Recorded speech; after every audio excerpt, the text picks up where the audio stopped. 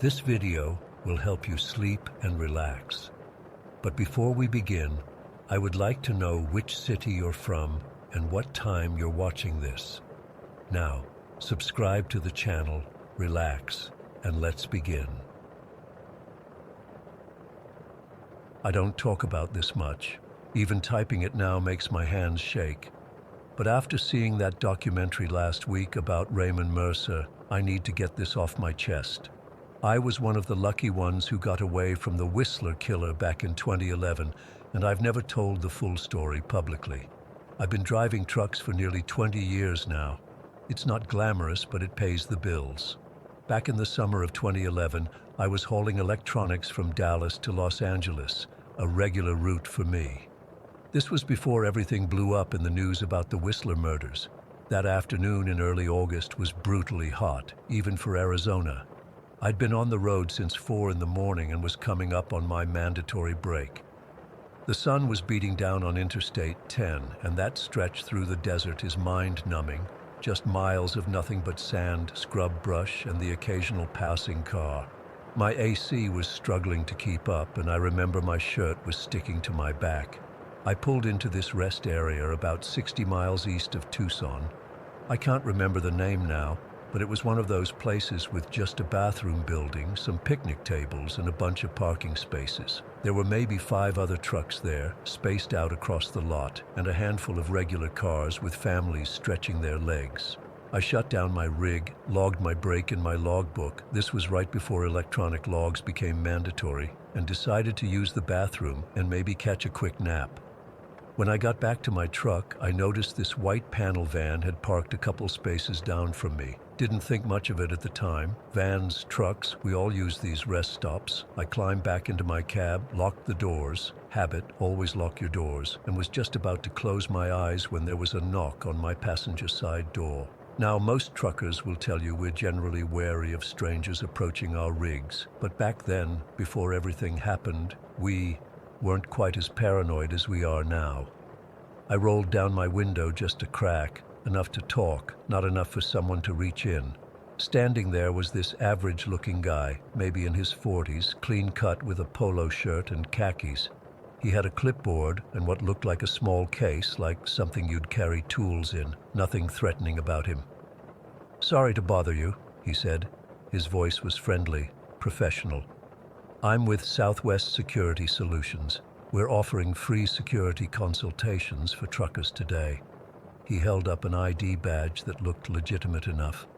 I remember thinking it was weird timing since there had been some talk on the CB about truck thefts in the area.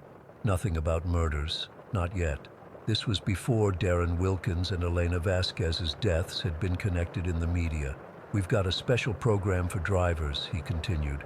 "Given the recent incidents along this corridor, the State Transportation Department asked us to check in with truckers and offer some basic security upgrades. Takes 5 minutes, totally free." He seemed legit, professional, had business cards and everything. I should have known better. 15 years on the road, and I know there's no such thing as free. But he mentioned the Transportation Department, and the recent thefts had me concerned. "What kind of upgrades?" I asked, still talking through the cracked window. "Simple stuff. Checking your locks, showing you some blind spots thieves exploit, and we're giving out these." He held up what looked like a security alarm, one of those keychain things women carry that makes a loud noise if you pull the pin. Against my better judgment, I opened the door and stepped down to talk to him. He introduced himself as Ray and shook my hand. His grip was firm, businesslike. He started showing me his catalog of security devices, talking about how truckers were getting robbed at rest stops when they fell asleep. "Mind if I take a quick look at your rig? I can show you." "The vulnerable points," he asked, "all professional, and this is where I got lucky." At that exact moment, my dispatch radio crackled. My company was trying to reach me about a schedule change. I held up a finger to him, climbed back in my cab, and answered the call. While I was talking to dispatch, I happened to glance in my side mirror and saw him looking around nervously, checking if anyone was watching him. Something about that made the hair on my neck stand up. When I finished the call, I had this gut feeling something wasn't right. I told him I needed to get back on the road because my schedule had changed. He got this look on his face, just for a second, but I caught it. Frustration, maybe anger. Then it was gone, replaced by that salesman's smile. "No problem," he said, "but at least take one of these, on the house." He held out a small yellow plastic whistle. "If you ever feel threatened, just blow this. The sound carries for half a mile in open areas like this." I took it to be polite, thanked him, and got back in my truck. As I was preparing to pull out, I watched him approach another trucker across the lot, an older guy who'd been sleeping in his cab based on the window curtains. Something about the way this Ray character moved now, purposeful, predatory almost, made me uncomfortable. I decided to wait and watch for a minute. The other trucker opened his door and Ray went through the same routine, showing his clipboard, gesturing around the truck. But when the trucker turned his back to look at something Ray was pointing to, I saw Ray's hand slip into his pocket and come out with what looked like a thin wire partly concealed in his palm. My blood went cold. I don't know what made me do it, but I laid on my horn, long and loud. Both of them jumped, startled.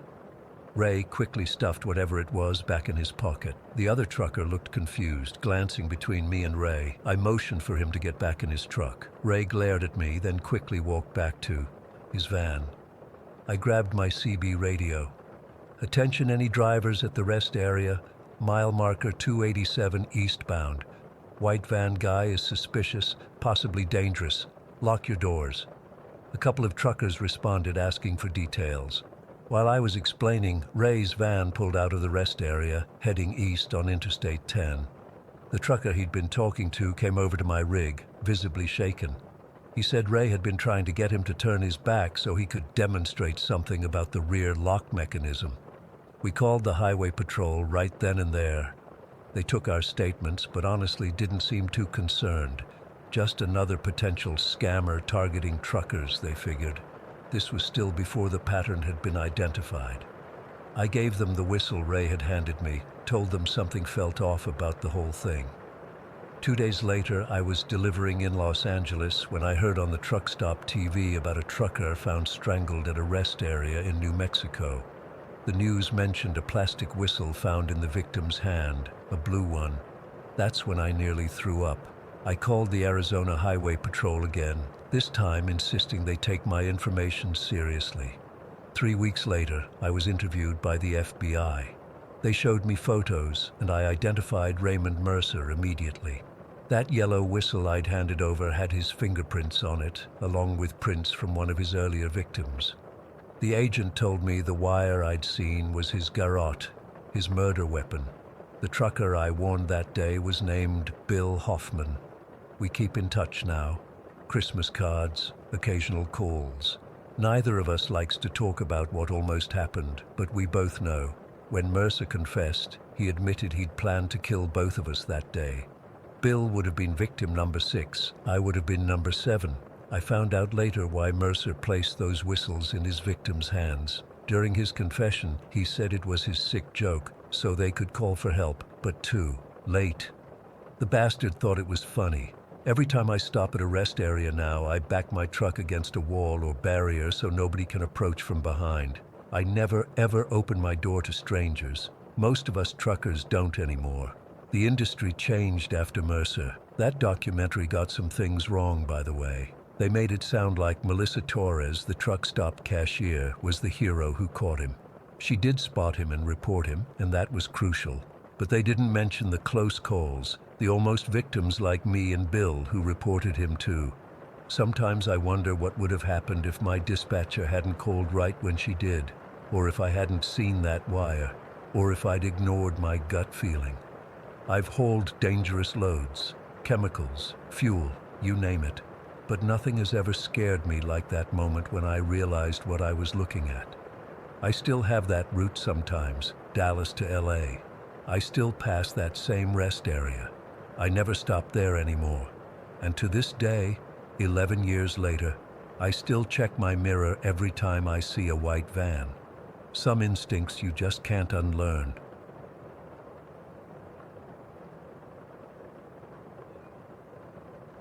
Story 2.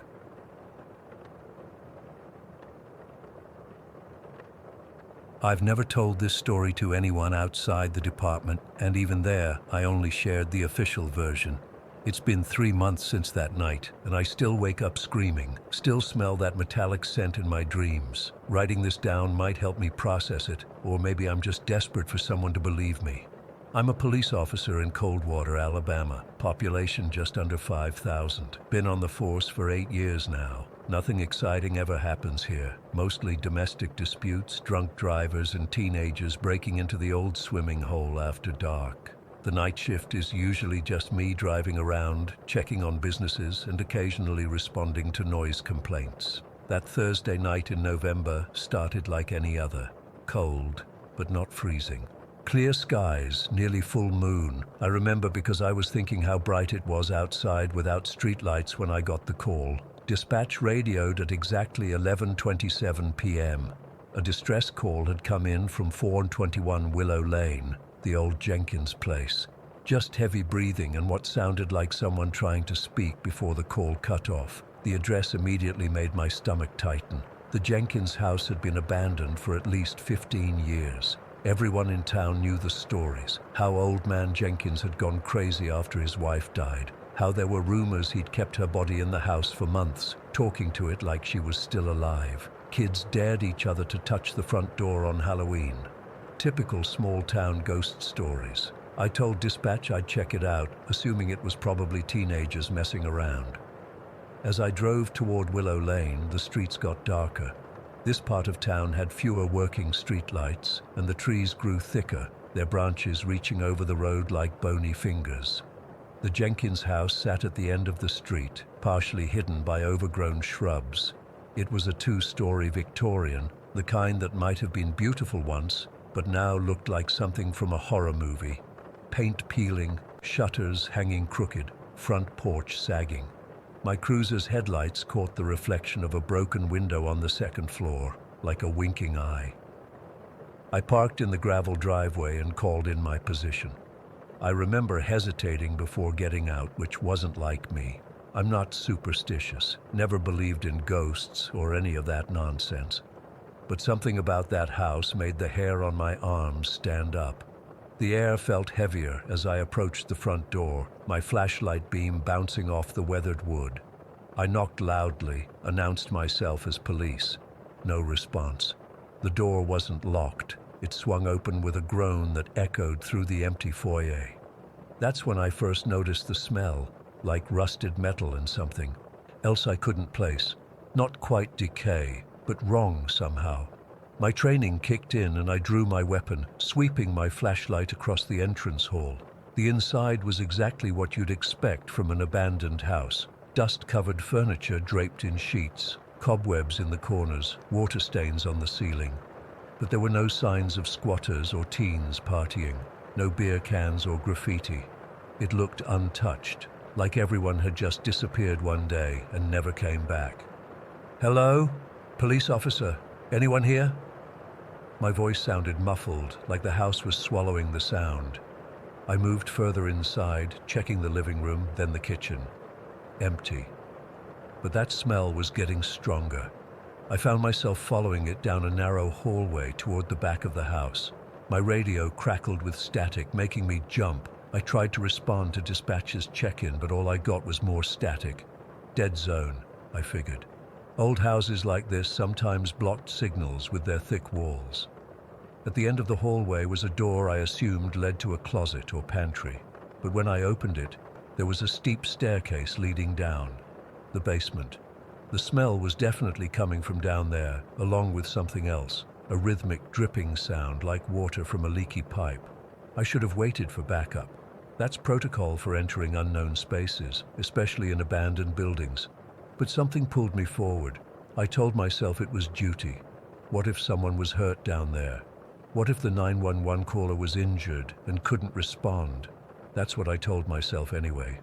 The temperature dropped about 15 degrees as I descended those stairs. Each step creaked under my weight, announcing my presence to whatever waited below.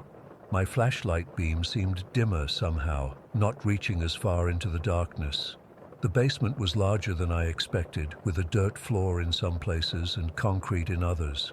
Old shelves lined the walls, holding dusty mason jars and forgotten tools. But what caught my attention was another door on the far wall, metal, rusted around the edges, with a small barred window at eye level. It looked completely out of place, like something from a prison rather than a family home. The dripping sound was coming from behind that door, and the smell, God, the smell was so strong now it made my eyes water. I approached slowly, my gun still drawn. Through the small window I could make out a concrete room, like a cell, and there, slumped against the far wall, was a woman. She was thin, wearing what looked like a dirty white nightgown. Her wrists were shackled to the wall with heavy chains that looked centuries old. Her head hung forward, dark hair obscuring her face. "Ma'am? Police officer. Are you hurt?" I tried the door handle, locked. "I'm going to get you out of there, okay?" She didn't respond, didn't move. But the dripping sound got faster, like raindrops hitting a metal roof during a storm. I holstered my weapon and tried to force the door. It was solid, but the lock was old. I rammed my shoulder against it 3 times before it finally gave way with a screech of rusted metal. The cell was colder than the rest of the basement, cold enough to see my breath. The woman still hadn't moved. I approached cautiously, one hand on my holstered weapon, the other holding my flashlight trained on her. "Ma'am, can you hear me?" When I was about 3 feet away, she slowly raised her head. I've seen things in my job, car accidents, domestic violence, even a suicide once, but nothing prepared me for what I saw when that woman looked at me. Her eyes were wide open, but completely white. No pupils, no irises, just milky white orbs that somehow still seemed to be staring right at me. And her mouth, Jesus Christ, her mouth was sewn shut with thick black thread that didn't look like any surgical suture I'd ever seen. It was more like, I don't know, like someone had used fishing line or something even thicker. I stumbled backward, nearly falling. "What the hell?" I reached for my radio with shaking hands. "Dispatch, this is Carter. I need immediate backup at 421 Willow Lane. Possible kidnapping victim, requires medical." The metal door slammed shut behind me. I spun around, heart pounding. The door hadn't just swung closed, it had slammed with enough force to make dust fall from the ceiling. I ran to it, pulled on the handle, locked. Somehow it had locked from the outside. "Hello? Is someone there?" I pounded on the door. No response. I turned back to the woman, intending to reassure her that help was coming, that we'd get out. She was gone. The chains hung empty against the wall, swinging slightly as if just released. The concrete floor where she had been sitting was bone dry. No blood, no sign anyone had been there at all. My radio crackled to life, but instead of dispatcher's voice, I heard something that made my blood run cold. A deep, guttural sound that wasn't quite human. "You're too late, Officer Carter. She's mine now." I dropped the radio. It clattered to the floor, still emitting that terrible voice. I drew my weapon again, spinning in a circle, trying to locate the source. "Who's there? Show yourself!" The temperature plummeted further. My breath came out in thick white clouds. The flashlight flickered, dimmed, and then went out completely, plunging me into absolute darkness. Then I saw them, 2 glowing red pinpricks in the corner of the room, about 7 feet off the ground. Eyes. They were eyes. As my vision adjusted, I could make out a figure, tall, impossibly thin, with limbs that seemed too long for its body. It moved toward me with a jerking, unnatural gait, like a spider. "What people call me doesn't matter," it said, and its voice seemed to come from everywhere at once. "I am the darkness that was here before the light. I am the hunger that is never satisfied." It smiled then, rows of jagged teeth gleaming in the darkness. Not human teeth, something older, something wrong. I fired my weapon. 1, 2, 3 shots. The muzzle flash briefly illuminated the creature's face. Gaunt, grey skin stretched too tight over a skull-like face. No nose, just slits, and those terrible red eyes. The bullets had no effect. It laughed, a sound like rocks grinding together. "Your weapons can't hurt me, James Carter." It knew my name. How did it know my name? I emptied my clip into it. Nothing happened. It kept coming closer, reaching out with hands that had too many fingers, each ending in a razor-sharp talon. I ran for the door, slamming my body against it again and again, screaming for help, screaming until my throat was raw. The thing was right behind me. I could feel its cold breath on my neck, smell that metallic odor coming from it in waves. It whispered something in my ear, words in a language I didn't understand but somehow knew were ancient and terrible. Then, nothing. Darkness. Complete and absolute. I woke up in my cruiser, parked in front of the station. The clock on the dashboard read 6:15 a.m. I had no memory of how I'd gotten there. My gun was fully loaded. My radio worked perfectly. There was no evidence I'd ever been inside the Jenkins house. When I reported what happened, 2 officers went to check out the house. They found no basement door, no metal cell, nothing like what I described. Just a normal, empty basement with concrete floors and exposed pipes. They said there wasn't even a strange smell. I was ordered to take a psychiatric evaluation and 2 weeks leave. The official report states I likely fell asleep in my cruiser due to exhaustion and had a vivid nightmare. But I know what I saw, I know what I felt, and I know that something in that house is still waiting. Sometimes, when I drive past Willow Lane at night, I swear I can hear my own voice calling for help from inside that house. And beneath it, something else, whispering, always whispering. The darkness is patient, and it knows my name. Story 3. I've been driving trucks for 15 years now, and you get used to a lot of things on the road. The loneliness, the weird hours, the way your eyes play tricks on you when you've been staring at empty highway for too long. But what happened to me last October on Route 50 in West Virginia, I still can't explain it. I still wake up in cold sweats thinking about it. It was around 3 in the morning, 3:07 exactly. I remember checking my dashboard clock because I was calculating if I'd make my delivery on time. I was hauling steel beams to a construction site in Clarksburg, running behind schedule because of some engine trouble earlier in the day. The road was completely deserted, just miles of empty asphalt cutting through dense forest. The kind of darkness where your headlights only seem to carve out a small bubble of reality, and everything beyond that is just nothing. The temperature had dropped into the 30s that night. I remember because I'd cranked the heat in my cab, and I was sipping lukewarm coffee, trying to stay alert. Route 50 through that part of West Virginia is no joke, all twists and turns, barely any shoulder in some places. You need your wits about you. That's when I saw her. At first, I thought I was hallucinating from fatigue, just a flash of white at the edge of my headlights. But as I got closer, I could make out a figure, a young woman standing on the side of the road. She wasn't moving, wasn't trying to flag me down, just standing there, staring straight ahead. I slowed down instinctively. Out here in the middle of nowhere, at this hour, something had to be wrong. As my headlights fully illuminated her, I felt the hair on my arms stand up. She couldn't have been more than 20, with pale blonde hair that hung limply around her shoulders. She was wearing nothing but a thin white dress, the kind you might wear to a summer party, not on a freezing October night in the mountains. No coat, no bags, nothing. I've picked up hitchhikers before, though not often and never at this hour. But something about her, standing there in clothes completely wrong for the weather, miles from any town, it set off alarm bells. Yet I couldn't just drive past. What if she was in trouble? What if she was running from something or someone?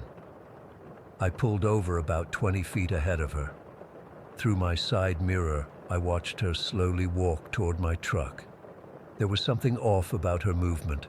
Not drunk or high, just disconnected, like she wasn't fully aware of her surroundings. I rolled down my passenger window. "You okay, miss? Need a ride somewhere?" I called out. She didn't answer right away, just looked up at me with these wide, pale eyes. Her face was pretty but blank, like a doll's, no expression at all. "I need to get home," she finally said. Her voice was soft but clear, like she was standing right next to me despite the road noise. "Where's home?" I asked, already reaching over to unlock the passenger door. "Just up the road," she said. "Not far." Every instinct was screaming at me to drive away, but it was freezing and she'd die of exposure dressed like that. So I pushed the door open and she climbed in. As soon as she settled into the passenger seat, I noticed the smell. It wasn't body odor or perfume. It was earthy and damp, like soil after rain, or... I didn't want to complete that thought. I cranked up the heat even more. "You must be freezing. What happened? Car breakdown?" She didn't answer, just stared straight ahead through the windshield. I noticed her dress wasn't just thin. It was damp in places, with smudges of dirt along the hem. No shoes either, just bare feet that were surprisingly clean considering she'd been standing on the side of a highway. I introduced myself as I pulled back onto the road. "I'm Jack Mercer. Where exactly am I taking you?" "Eliza," she said after a long pause. "Eliza Whitmore." She still hadn't looked at me. Her hands were folded in her lap, completely still. I've never seen anyone sit so motionless in a moving vehicle. "Nice to meet you, Eliza. So where am I dropping you?" "Just keep driving," she said. "I'll tell you when to turn." I didn't like that answer, but I drove on. The cab felt different with her in it, colder somehow despite the heater blasting. I tried making small talk to ease the tension, asking if she had family nearby, if someone was expecting her. She wouldn't answer directly, just stared out the windshield with those empty eyes. After about 10 minutes of uncomfortable silence, she finally spoke. "Do you believe in ghosts, Jack?" The question hit me like a bucket of ice water. My hands tightened on the wheel. "Can't say I've given it much thought," I lied. Truth was, I'd had my share of weird experiences on the road over the years, things I couldn't explain, things I didn't talk about. "Some people think ghosts are trapped," she continued, her voice flat, "that they don't know they're dead, but that's not true. Some of us know exactly what happened. We just can't stop wondering." "Us," she said, "us." My throat went dry. I glanced over at her, and she was finally looking at me. Her eyes reflected the green glow from my dashboard instruments, making them look hollow, inhuman. "You picked a bad night to be out walking," I said, ignoring her comment about ghosts. "Storms coming in, weather report said..." "I died on a night just like this," she interrupted. "October 17th, 1987. It was cold, raining. My boyfriend was driving too fast. He was drunk. I told him to slow down."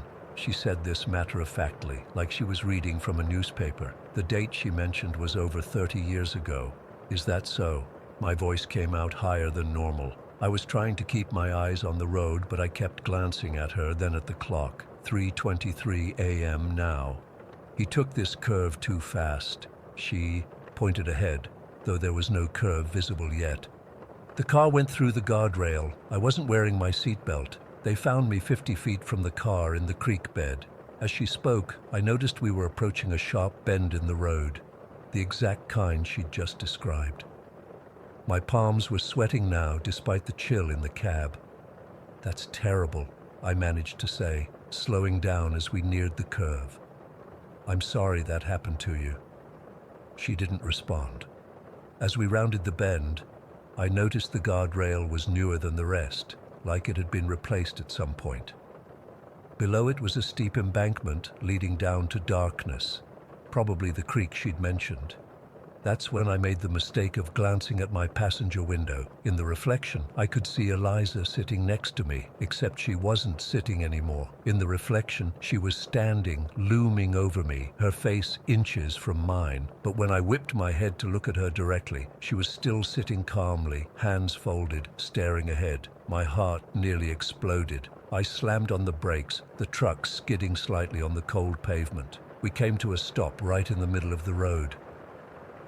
"What the hell are you?" I gasped. She turned to me slowly, her face still expressionless. "I told you, I'm Eliza. I'm trying to get home." I wasn't thinking clearly. I jumped out of the cab, ran around to the passenger side, and yanked open the door, ready to... I don't know what. But the seat was empty. Completely empty. The cab was sealed. No way she could have gotten out in the seconds it took me to circle the truck. I stood there, door open, cold air rushing in, staring at the empty seat. The smell of damp earth lingered. I searched the entire cab with my flashlight. Under the seats, the sleeping compartment behind. Nothing. No sign anyone had been there at all. I don't know how long I stood on that empty road, shaking, trying to make sense of what had happened. Eventually, I got back in the truck and drove way under the speed limit, jumping at every shadow. I made it to a truck stop outside Clarksburg just before dawn, still rattled to my core. The place was mostly empty except for a few other night haulers. I sat at the counter, ordered the strongest coffee they had, and must have looked like death warmed over because the waitress, Martha, according to her name tag, asked if I was okay. Rough night was all I could say at first, but something about her kind, weathered face made me want to talk. You ever hear any stories about Route 50? About a girl in a white dress? Martha stopped wiping the counter. She looked at me for a long moment, then leaned in close. You saw her, didn't you? The hitchhiker. My stomach dropped. You know about her? Martha nodded slowly. Most of the local drivers won't take Route 50 at night anymore. Too many stories. Girl in a white dress, always at that same bend in the road, always looking for a ride home. Eliza, I said. Eliza Whitmore.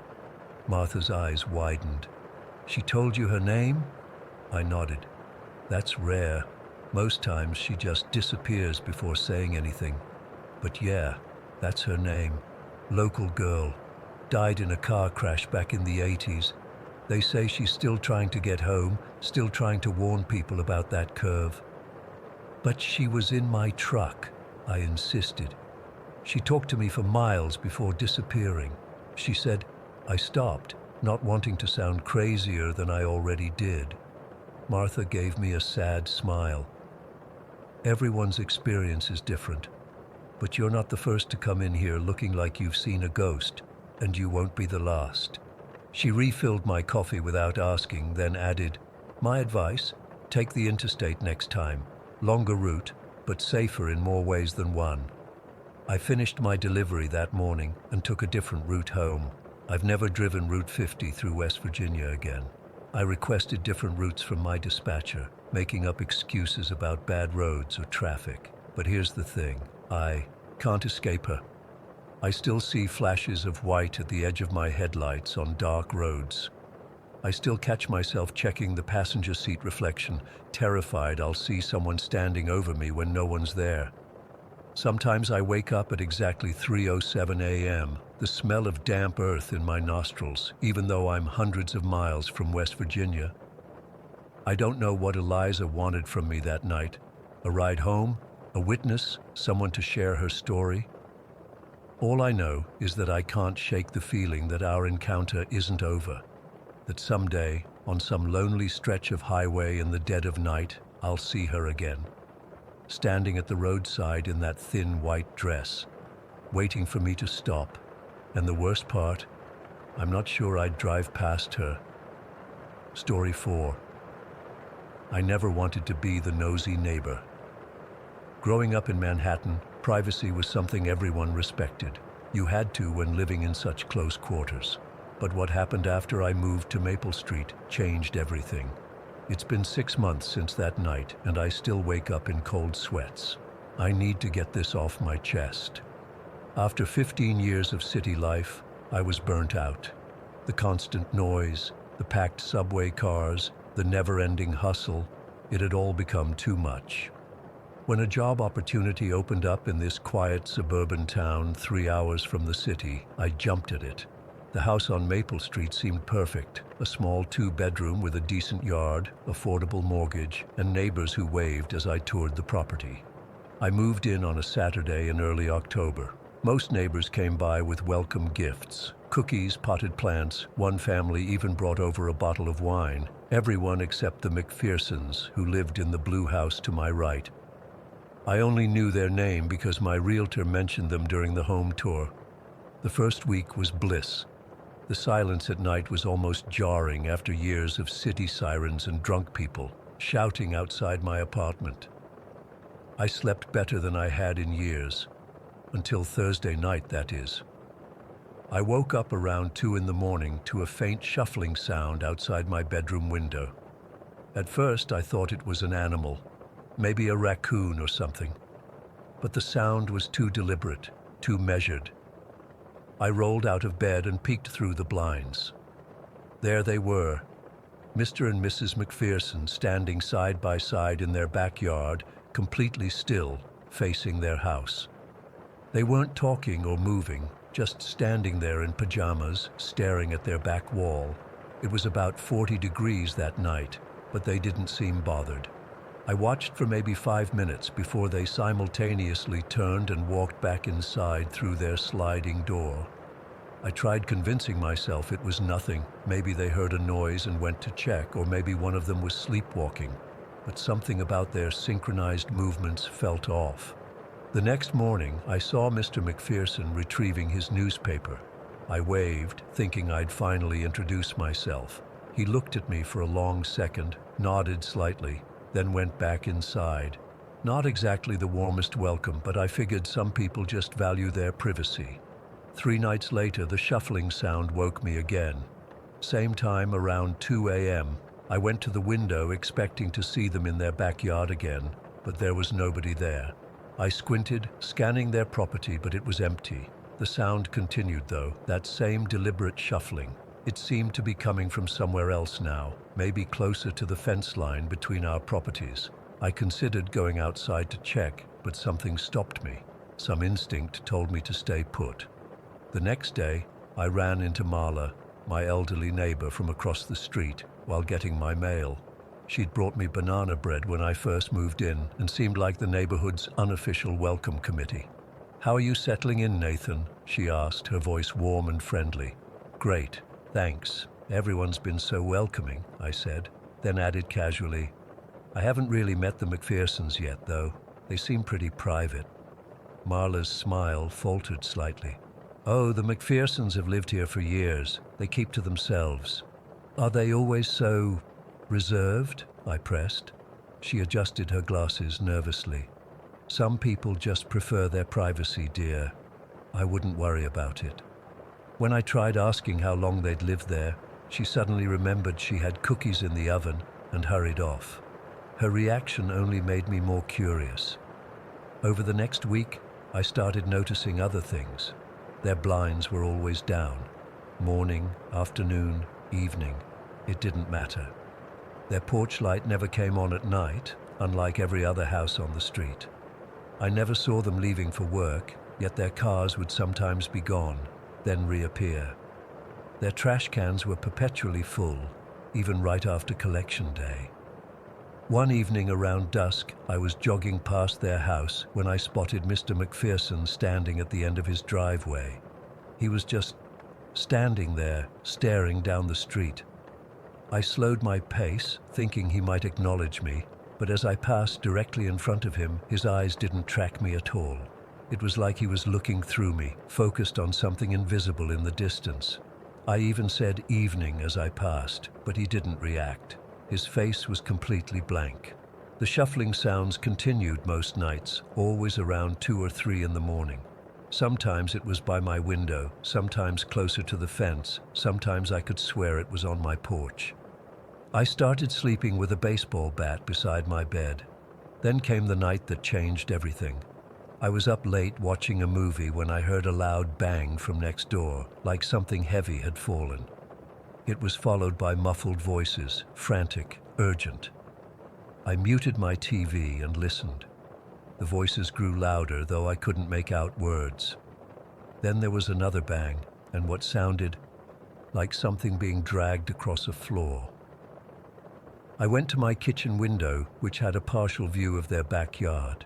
The motion sensor light on my garage had activated, casting just enough illumination for me to see Mr. McPherson in his backyard. He was dragging a large black plastic bag toward the small shed at the back of their property. The bag was bulging, unwieldy, and he struggled with its weight. My heart started pounding. I told myself it was just trash or maybe yard waste, but who takes out trash at 3 in the morning? And why would he be taking it to the shed instead of the garbage cans? I watched him disappear behind the shed with the bag. 10 minutes later, he emerged empty-handed and went back inside his house. I barely slept that night. The next morning, I called in sick to work and spent most of the day watching their house from different windows. Nothing happened until late afternoon, when I noticed something new, a patch of freshly dug dirt near the shed that hadn't been there before. My mind raced with possibilities, each worse than the last. I decided to call the non-emergency police line. I told them about the strange behavior, the bag, the freshly dug earth. They said they'd send someone to check. An officer came by later that day.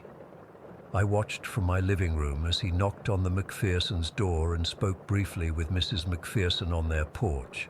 The conversation seemed casual, even friendly. After about 5 minutes, he left.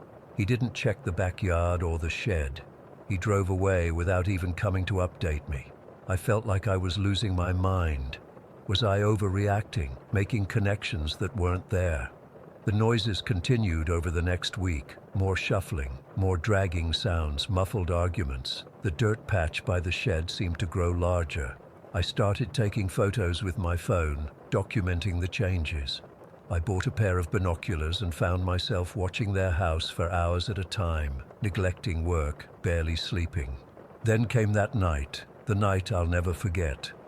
I woke to the sound of shattering glass around 4 in the morning. It was followed immediately by a scream, high-pitched, terrified, cut short. I sat bolt upright, fully awake in an instant. Then there was more shattering glass and what sounded like furniture being overturned. I grabbed my phone and called 911, telling them there was some kind of violent disturbance next door. While on the phone, I went to my window. The motion light had activated again, and there was Mr. McPherson dragging another black bag across his yard. This one was thrashing. I told the 911 operator what I was seeing. She kept me on the line until police arrived. 4 patrol cars, sirens blaring, lights flooding the street. I watched from my porch as officers surrounded the McPherson house, guns drawn. Mr. McPherson froze in his backyard, the bag still moving beside him. What happened next is mostly a blur. Officers tackled Mr. McPherson, others rushed into the house. More police cars arrived, then an ambulance. I remember giving a statement describing what I'd seen over the past weeks. It was around dawn when an officer finally told me what they'd found. The McPhersons had been keeping someone captive in a hidden room in their basement. Not just someone, multiple people over the years. The person in the bag that night was a woman who'd been reported missing 3 months earlier from a town 40 miles away. The shed contained evidence of others who hadn't survived. I stayed with Marla for a week after that. Couldn't bear to be in my house looking out at that shed. When I finally returned, crime scene tape still surrounded the McPherson property. It stayed that way for months during the investigation. New people live there now. The real estate agency had to disclose what happened, so the house sold for almost nothing. The new owners tore down the shed immediately and are currently renovating the entire house. But I still feel it. Every time I walk past that spot where the shed stood, every time I hear a sound at night. I've thought about moving, but part of me feels like I need to stay, like I owe it to those people who no one noticed were missing. The police later told me that the McPhersons would stand in their yard at night to listen for escape attempts. The shuffling I heard, sometimes it was them checking their property. Other times it might have been someone else, someone trying to signal for help. I'll never know if I could have done something sooner, if I could have saved someone by acting on my suspicions earlier. That's what keeps me up at night now. Not the noises, but the silence that came before I started listening.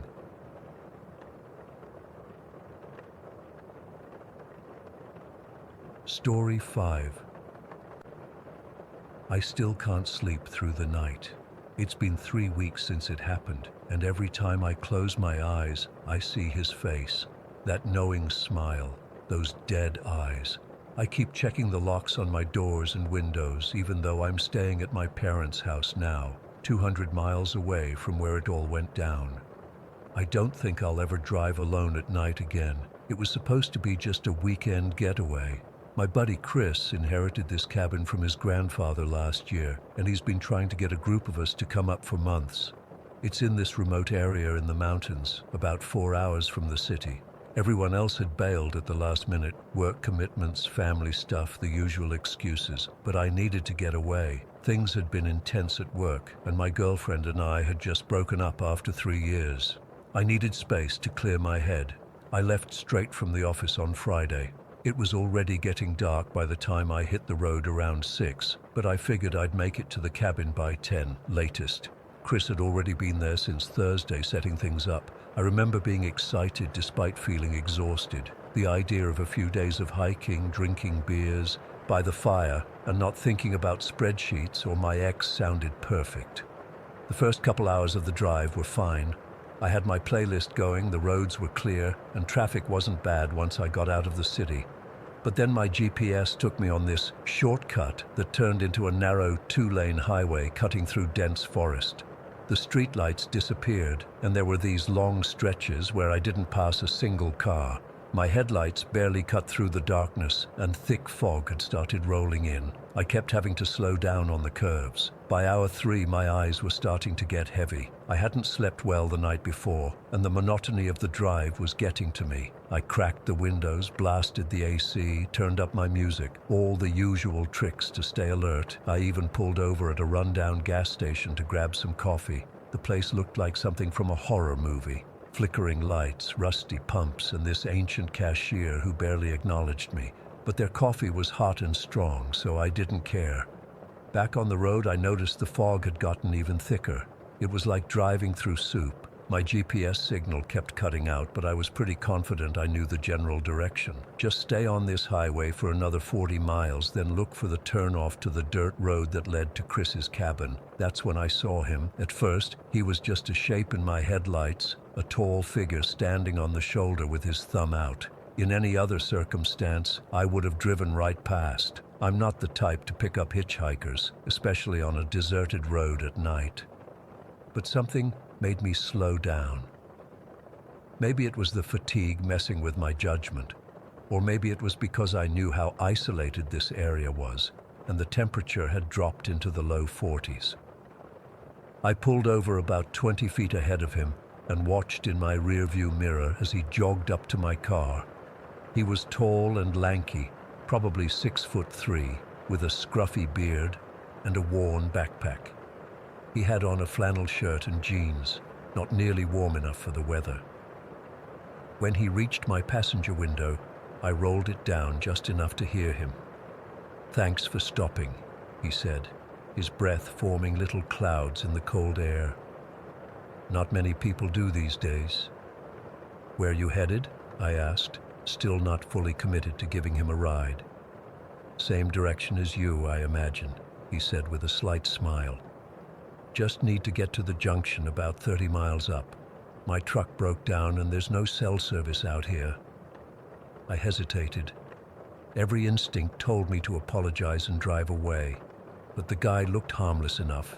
Skinny, probably in his early 30s, and genuinely grateful that I'd stopped. "Hop in," I finally said. "I can take you as far as the junction." "Name's Jake," he said as he settled into the passenger seat. His backpack went between his feet. I noticed his boots were caked with mud. "Mark," I replied, pulling back onto the highway. For the first few minutes, we drove in silence. I kept my music low, some indie rock playlist that now seemed too cheerful for the mood in the car. Jake stared out the window, occasionally glancing over at me. I tried to make conversation, asked what he was doing out here, where he was from. "Just passing through," he said vaguely. "You know how it is. One place starts feeling too small, so you move on." Something about the way he said it made the hairs on the back of my neck stand up. His voice had this flat quality to it, emotionless. "You from around here?" he asked. "No, heading to a friend's cabin for the weekend," I said, immediately regretting giving away that information. "Alone?" The question hung in the air. "No, meeting a bunch of friends there," I lied. "They're expecting me." Jake nodded slowly, and I saw that smile again, like he knew I was lying. The conversation dried up after that. The silence in the car felt heavy, oppressive. I kept trying to think of something normal to say, but everything felt forced. Jake had shifted in his seat to face me more directly. I could feel his eyes on me, studying me. Every few minutes I'd glance over and he'd be staring, that same small smile on his face. My phone buzzed in the cup holder, a text from Chris. I glanced down quickly, not wanting to take my eyes off the road for too long in the fog. "Everything okay?" Jake asked, his voice startling me. "Yeah, just my buddy letting me know he's waiting at the cabin," I said, another lie. I couldn't see the actual message. About 10 minutes later, when Jake seemed distracted looking out his window, I managed to check the text. "Dude, be careful on the roads. Just saw on the news there's some guy who escaped from prison in the area. They're telling people not to pick up hitchhikers." My blood went cold. I tried to keep my face neutral, but my heart was pounding so hard, I thought Jake might hear it. I tightened my grip on the steering wheel, knuckles turning white. My mind raced through options. I could pull over and pretend I needed to use the bathroom, then drive off when he got out. Or I could speed up, find a police station or gas station with people around. But we were in the middle of nowhere. The last sign of civilization had been that creepy gas station miles back. And if Jake really was dangerous, confronting him directly in this isolated stretch of road seemed like a bad idea. I decided to stick to the plan, drop him at the junction, then get to the cabin as fast as possible and call the police. It was only about 15 more miles to go. "You seem tense," Jake said suddenly, breaking the silence. "Long day?" "Yeah," I managed, my mouth dry. "Just tired." "I appreciate the ride, Mark," he said, emphasizing my name in a way that made my skin crawl. Not many people would stop these days, especially with all the warnings. My heart skipped a beat. "Warnings? You know, about strangers, hitchhikers." He was looking directly at me now, that smile widening slightly. Smart advice, really. I mumbled something non-committal and pretended to focus on the road. The junction was coming up soon. I could see the sign reflecting in my headlights. Just a few more minutes, and I'd be rid of him. As we approached the turnoff, Jake made no move to gather his things. "Actually," he said casually, "I think I'll ride with you a bit further if that's okay. Weather's getting worse." It wasn't a request. Something in his tone made that clear. "Sorry, but I'm turning off here," I said, gesturing to the upcoming dirt road that led to the cabin. "This is my friend's place." "Perfect," Jake said, his voice cheerful but his eyes cold. "I could use a warm place to crash for the night. Your friend won't mind, right? Since you're all gathering there anyway." My mouth went dry. He knew I'd lied earlier. The turn for the cabin was approaching fast. I had seconds to decide what to do. If I kept driving past it, I'd be stuck with Jake for who knows how long on these deserted roads. If I turned, I'd be leading him straight to Chris. I made the turn. My plan was to get to the cabin, where at least Chris and I would outnumber him. Plus, Chris always kept his hunting rifle at the cabin. The dirt road was rough, my headlights bouncing off the trees as we bumped along. Jake seemed perfectly relaxed, looking out the window as if admiring the scenery, though there was nothing to see but darkness and fog-shrouded pines. "Beautiful area," he commented, "very private." After about 2 miles of tense silence, the cabin came into view. It was larger than I remembered from photos, a 2-story log structure with a wide porch. Light spilled from the windows, and I could see Chris's truck parked out front. Relief washed over me. I pulled up beside Chris's truck and killed the engine. "Well, here we are," I said, trying to sound casual. Jake didn't move. He just sat there looking at the cabin, then slowly turned to me. "Looks cozy. Your friend won't mind one more, right? It's just for tonight." Before I could answer, the cabin door opened, and Chris stepped out onto the porch, silhouetted against the light from inside.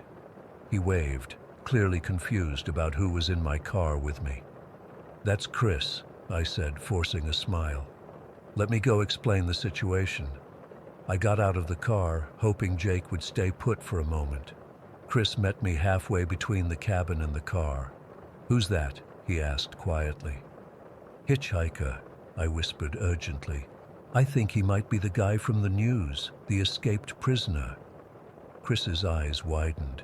Are you serious? Why the hell did you bring him here? I didn't know what else to do. He wouldn't get out at the junction. Before Chris could respond, Jake was suddenly beside us, his backpack slung over one shoulder. Hey there, he said, extending his hand to Chris. I'm Jake. Mark was kind enough to give me a ride. Hope you don't mind me crashing here tonight. I'll be out of your hair first thing in the morning. Chris looked at me, then back at Jake. I could see him processing the situation, trying to decide how to handle it. Actually, we're expecting some other friends, Chris said firmly. We don't really have space for— Oh, I don't need much space, Jake interrupted, his voice still friendly but with an edge to it. Just a couch. It's getting pretty cold out, and the next town is what, 20 miles away? Wouldn't want to send me walking in this weather. The threat was subtle but clear. I saw Chris pick up on it too. Fine, Chris said after a moment. One night, couches in the living room.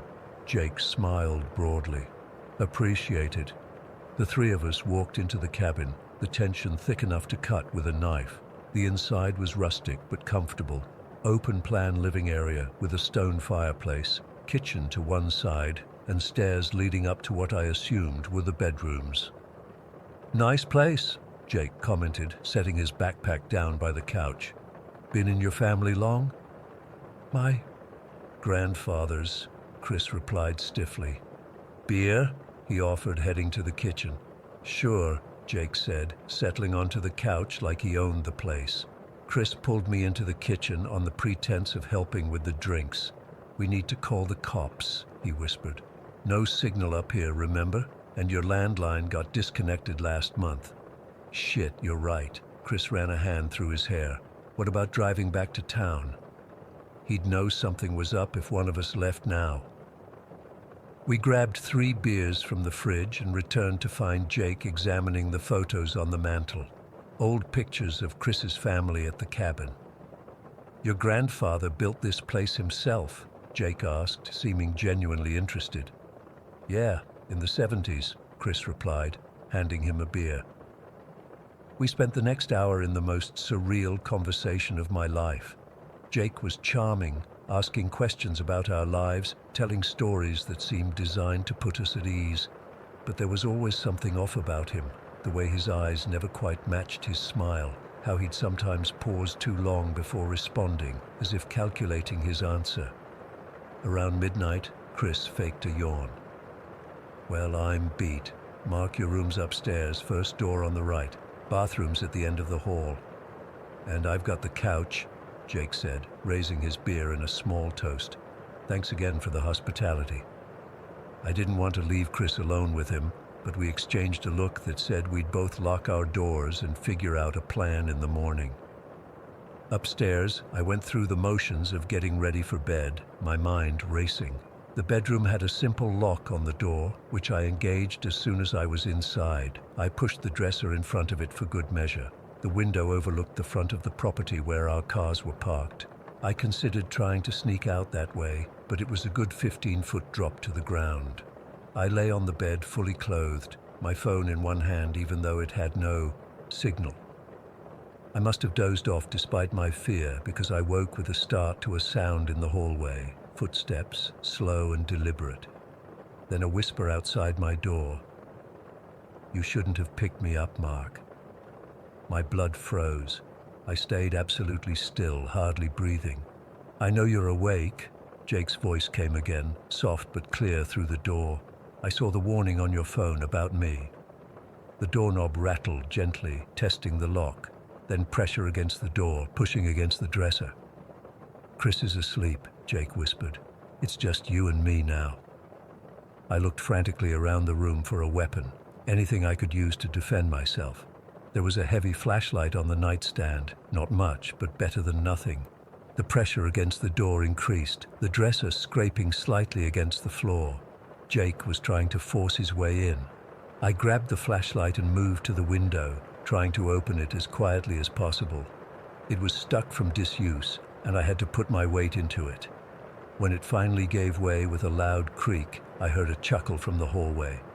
"Going somewhere?" Jake called, no longer whispering. There was a loud thud as he threw his weight against the door. The dresser moved another inch. I was out of time. I climbed through the window onto the narrow ledge outside, the cold night air hitting me like a slap. Looking down, I saw it was too far to jump safely. There was a drain pipe running down the side of the cabin about 3 feet to my right, if I could reach it. Behind me, I heard the door finally give way, the dresser toppling over with a crash. I lunged for the drain pipe, grabbing it with both hands, the flashlight tucked into my jacket pocket. It groaned under my weight, but held as I half climbed, half slid down to the ground. Jake's face appeared at the window above, his expression no longer friendly but twisted with rage. "You're making this harder than it needs to be, Mark," he shouted. I took off running toward the trees, not daring to look back. The forest was pitch black, but I was too terrified to stop and get the flashlight. I ran blindly, branches whipping at my face, roots threatening to trip me with every step. Behind me, I heard the cabin door slam open, then Jake's voice calling out, "You can't run forever. These are my woods now." I kept running, my lungs burning, disoriented in the darkness. I had no idea which direction I was heading. Away from the cabin, away from Jake. That's all that mattered. After what felt like hours but was probably only 20 minutes, I stumbled onto another road, paved, wider than the dirt track to the cabin. I collapsed at the edge, gasping for breath, trying to figure out where I was and what to do next. Headlights appeared in the distance, approaching fast. I stood in the middle of the road, waving my arms frantically, praying it wasn't Jake somehow. The car, an old pickup truck, screeched to a halt just feet from me. An older man leaned out the window, his face alarmed. "Jesus, son, what happened to you?" I must have looked insane, scratched up from the branches, wild-eyed with fear. "Please," I gasped. "There's a man back there. He tried to kill me and my friend." "Get in," the man said without hesitation, pushing open the passenger door. As we drove away, I tried to explain about Chris, still back at the cabin, but I was so incoherent with fear and exhaustion that the man just headed straight for the nearest town, promising we'd call the police from there. The authorities found Chris unharmed the next morning. Jake had apparently left right after I escaped. They found his backpack still at the cabin, containing rope, duct tape, and a hunting knife, but Jake himself had vanished. The police told us later that his real name wasn't Jake. He was indeed the escaped prisoner from the news, a convicted murderer who had killed 3 hikers in those same woods 2 years earlier. They never found him. The search went on for weeks, but it was like he'd disappeared into the forest. Sometimes I still wake up in the middle of the night hearing that whisper outside my door, "You shouldn't have picked me up." And the worst part? I know he's still out there somewhere waiting for his next ride. Story 6.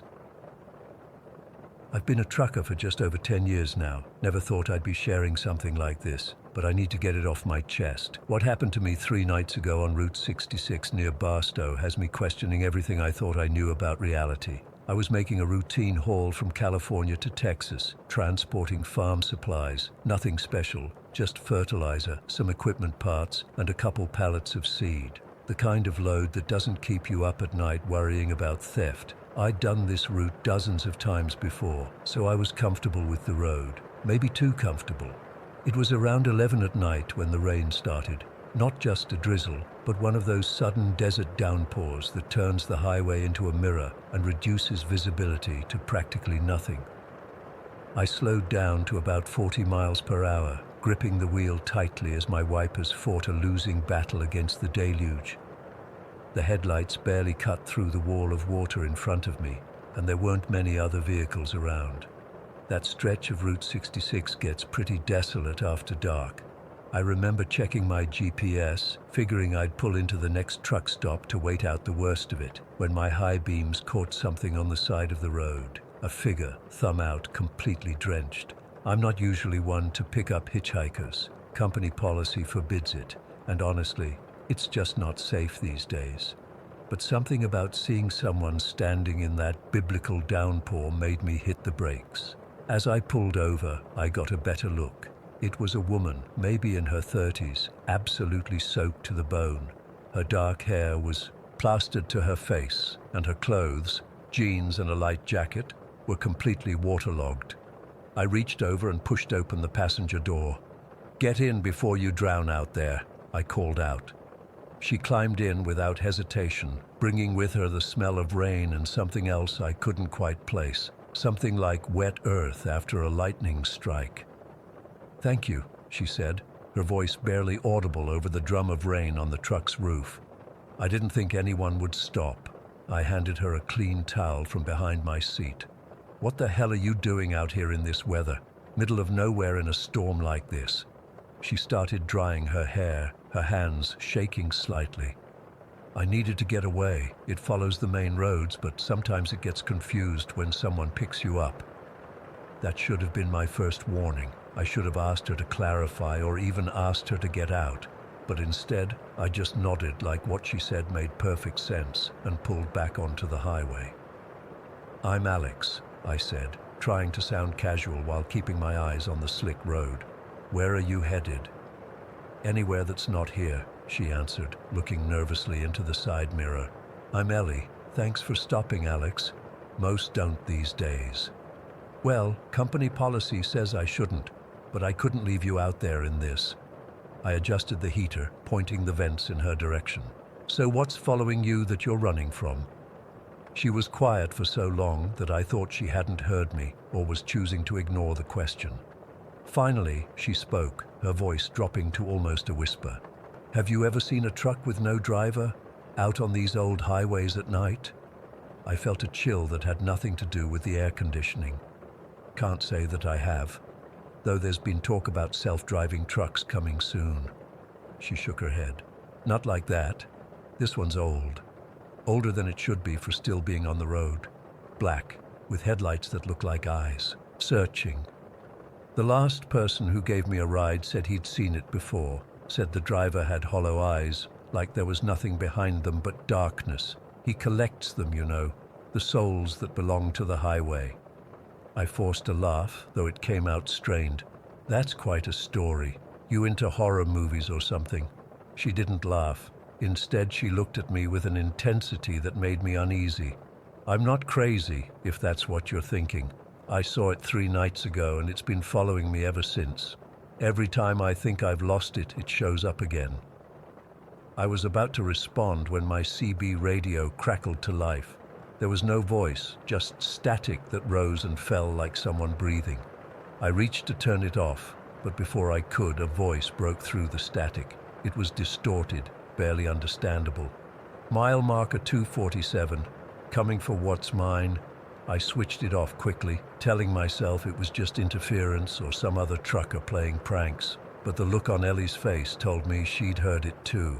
"That's him," she whispered, turning to look out the back window of the cab. "He's found us." I was about to tell her she was being paranoid when I glanced in my rearview mirror and felt my blood turn to ice. Through the curtain of rain, a pair of headlights had appeared, far behind us but closing fast. They seemed too high off the ground, like they belonged to a truck even bigger than mine. "It's probably just another trucker," I said, but I pressed down on the accelerator anyway. The speedometer crept up, 50, 60, 70 miles per hour. Dangerous speeds for these conditions, but something about those approaching lights filled me with a dread I couldn't explain. Ellie had her face pressed against the passenger window, looking back. "He's getting closer. He always does." I checked the mirror again. The headlights were gaining on us, and now I could make out the silhouette of a massive truck. It was an older model, maybe from the 70s or 80s, with a tall grille and round headlights that did indeed look unsettlingly like eyes. But what really got to me was that despite the heavy rain, it had no windshield wipers moving. The cab was dark, too dark to see if anyone was behind the wheel. "There's a diner about 10 miles ahead," I said, trying to keep my voice steady. "Lot of truckers stop there. We'll pull in there, get some coffee, wait for this storm to pass." Ellie nodded, but her eyes never left the mirror. "It won't matter. He'll wait." The next 10 minutes were the longest of my life. I pushed my rig as fast as I dared on the rain-slick highway, constantly checking the mirror. The black truck maintained its distance, never falling back, but never getting close enough for me to see details. Just those headlights cutting through the rain like searchlights. When the neon sign of the Desert Star Diner came into view, I nearly cried with relief. I pulled into the parking lot, tires splashing through deep puddles, and parked as close to the entrance as I could. There were 3 other trucks and a couple of cars in the lot, signs of life and normalcy that I desperately needed. "Come on," I said to Ellie, who seemed reluctant to move. "Let's get inside." She nodded slowly, her eyes still fixed on the road behind us. I couldn't see the black truck anymore, but that didn't mean it wasn't there, waiting just beyond the reach of the diner's lights. We hurried through the rain to the entrance. The diner was warmly lit, with red vinyl booths and the smell of coffee and fried food. A few truckers sat at the counter, and a waitress was refilling coffee cups. It all seemed so normal, so safe. We took a booth by the window. I could see my truck from there, rain streaming down its sides.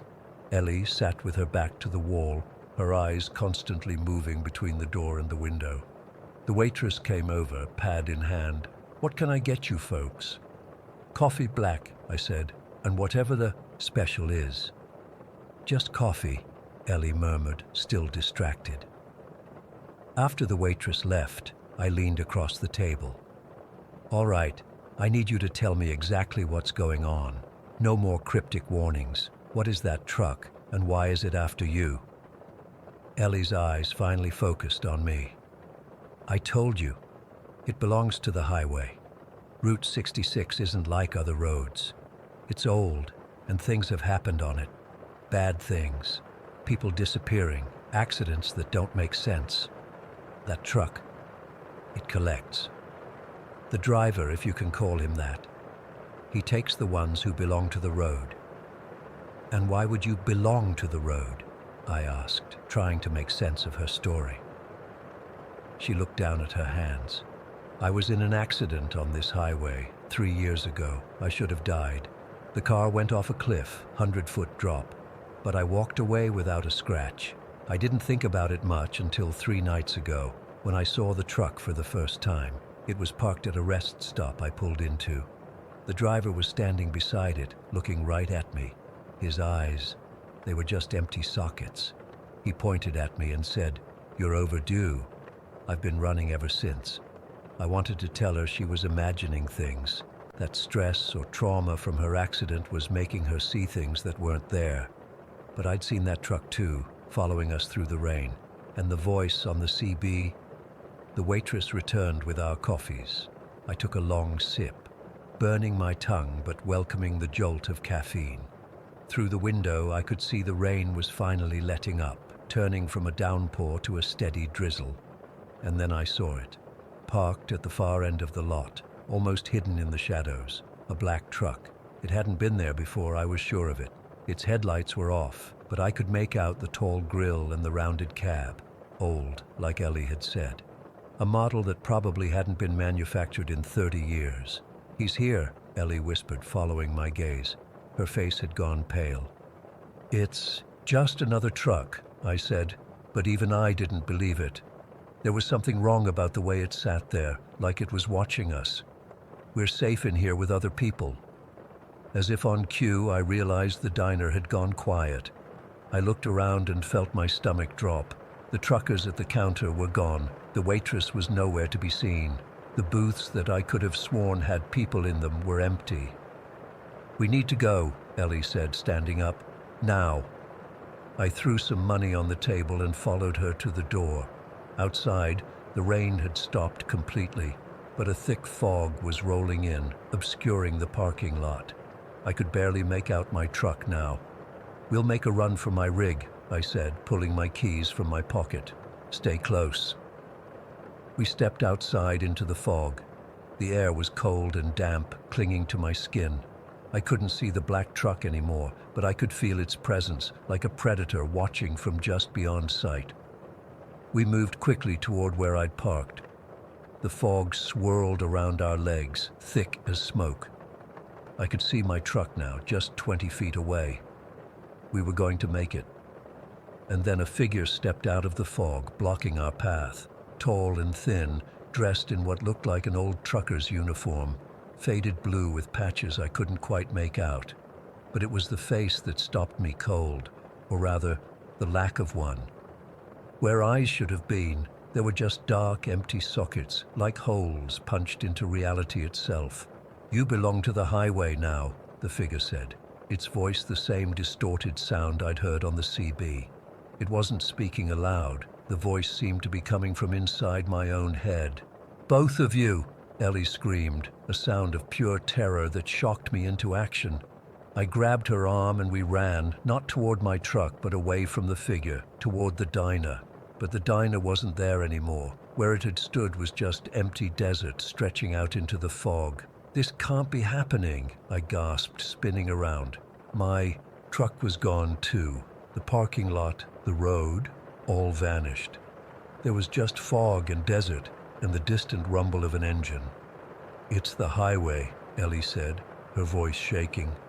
"It's claiming us." The rumble grew louder. Through the fog, I could see headlights approaching, the black truck moving slowly but deliberately toward us. "Run!" I yelled, pulling Ellie with me as we sprinted into the desert, away from the lights. The ground was uneven, scattered with rocks and scrub brush that caught at our feet. I could hear the truck behind us, its engine revving as it pursued. We ran until our lungs burned, until my legs felt like they would give out. And then, suddenly, we broke through the fog. Ahead of us was the highway, Route 66, shimmering in the moonlight like a black river. And there, parked on the shoulder, was my truck, exactly as I'd left it. "This doesn't make sense," I panted, looking back.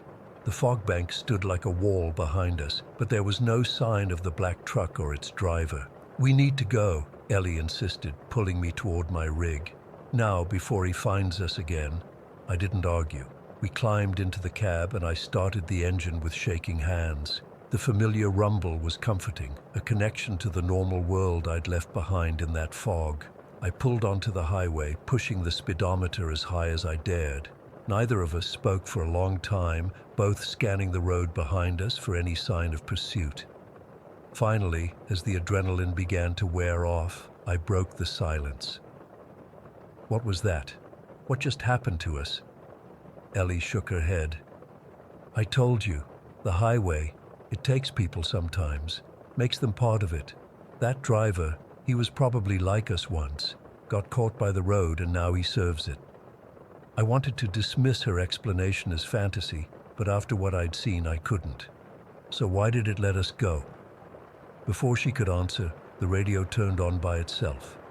Not the CB this time, but the regular FM radio. It cycled through stations, bits of music and talk shows cutting in and out until it settled on static. And through that static came a voice, the same hollow voice from before.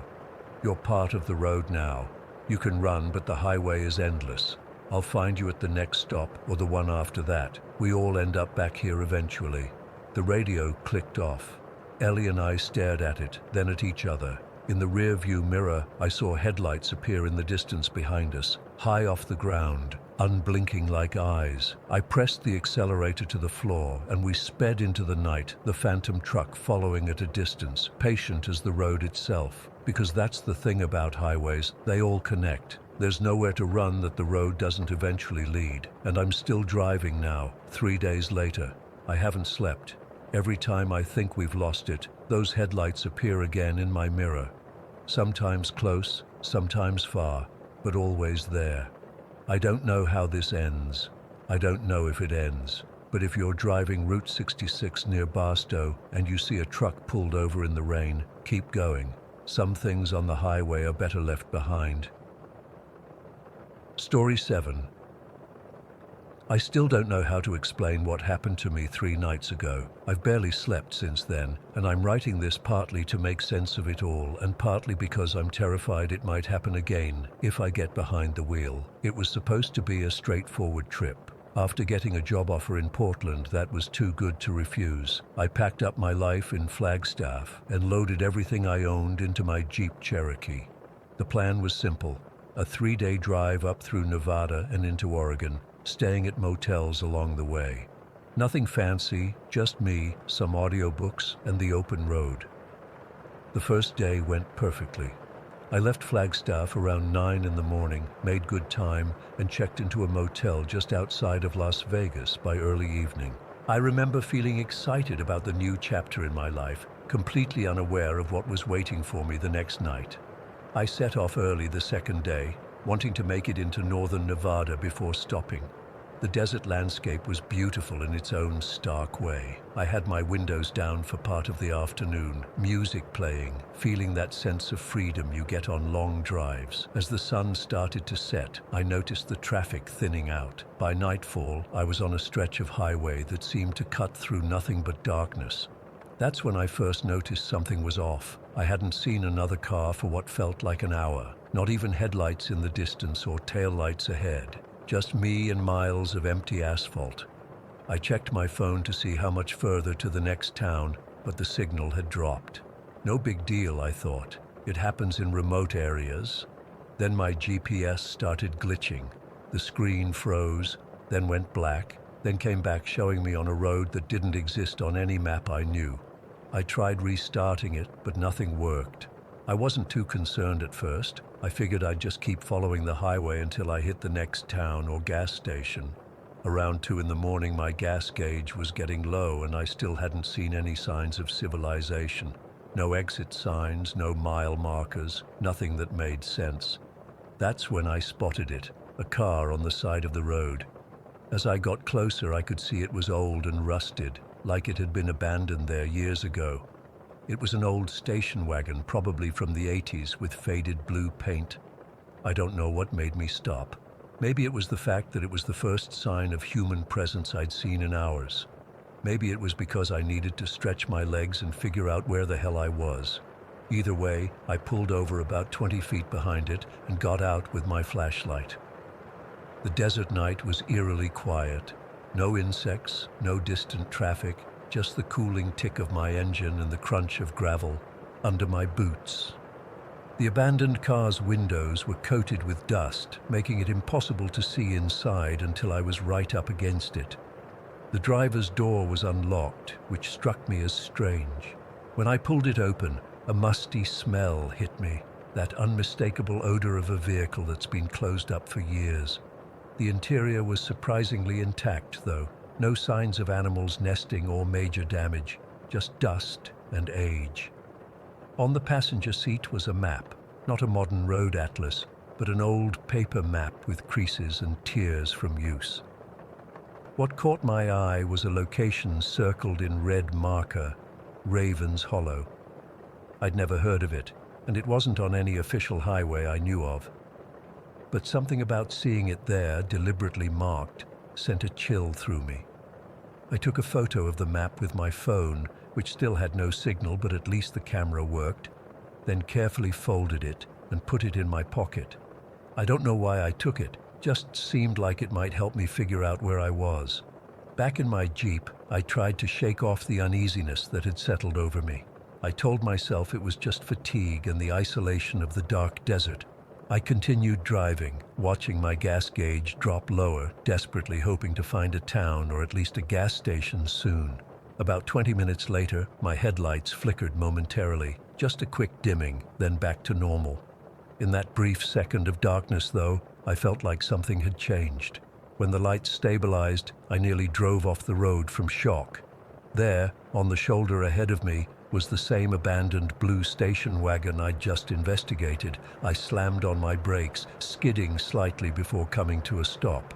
This wasn't possible. I'd been driving straight, never turned around, never even saw an opportunity to loop back. Yet there it was, identical in every way, down to the peculiar dent in the rear fender. I sat there, hands gripping the steering wheel, trying to rationalize what I was seeing. Maybe there were two identical cars. Maybe this was some kind of weird roadside art installation. I checked my phone's gallery to look at the photo I'd taken of the map, but it wasn't there. No photo, no evidence. I decided not to stop this time. Whatever was happening, I needed to keep moving. I pressed on, pushing my Jeep faster, watching the gas gauge continue its descent toward empty. That's when I noticed my dashboard clock, 2:47 a.m. I distinctly remembered checking the time when I first stopped at the car, and it had been after 2. It should be well past 3 by now. I tapped the clock display, thinking it must be frozen, but the seconds were still ticking. The time wasn't advancing past 2:47. The radio, which had been off since I lost signal hours ago, suddenly came to life with a burst of static that made me jump. Through the white noise, a woman's voice emerged, hollow and distant, like she was speaking from the bottom of a well. "You can't leave. The road won't let you. You've been chosen." I jabbed at the power button, but the voice continued. I tried other stations, but they were all static except for that same voice, repeating those words over and over. "You can't leave. The road won't let you. You've been chosen." Panic was setting in. I tried calling out to the voice, asking what she meant, who she was, but there was no response, just that same message on repeat. I shut the radio off and drove in silence, my knuckles white on the steering wheel. The headlights flickered again, and when they stabilized, there was the blue station wagon for the third time. Same spot, same condition, like it was mocking me. My gas gauge now showed nearly empty, and I knew I couldn't keep driving much longer. I checked my odometer and realized I'd apparently traveled over 80 miles since first seeing the car, yet here it was again. The dashboard clock still read 2:47 a.m. This time, I decided to drive past it without stopping. As I did, my headlights swept across it, and I swear I saw movement inside, just a shadow, a shifting shape behind the dusty windows. I floored the accelerator, pushing my Jeep as fast as it would go. The next stretch of road seemed endless. The lines on the pavement hypnotized me as they disappeared beneath my vehicle. My eyelids grew heavy, but I fought to stay alert. The gas gauge hovered just above empty, defying physics. By all rights, I should have run out of gas hours ago. Then, finally, something different appeared in my headlights, a sign on the side of the road. As I got closer, I could make out the faded lettering, "Welcome to Ravens Hollow, where time stands still." My blood ran cold. Ravens Hollow. The place circled on that map, the place that shouldn't exist. Beyond the sign, I could see dim lights in the distance, not the bright commercial lights of a normal town, but scattered, weak illumination that somehow seemed worse than the darkness. I had no choice but to continue toward it. My gas gauge was now firmly on empty, and I needed to find help. As I approached what I assumed was the town, my headlights began to flicker more frequently. Each time they dimmed, I caught glimpses of movement in the darkness around me, tall, thin shapes moving at the edges of my vision.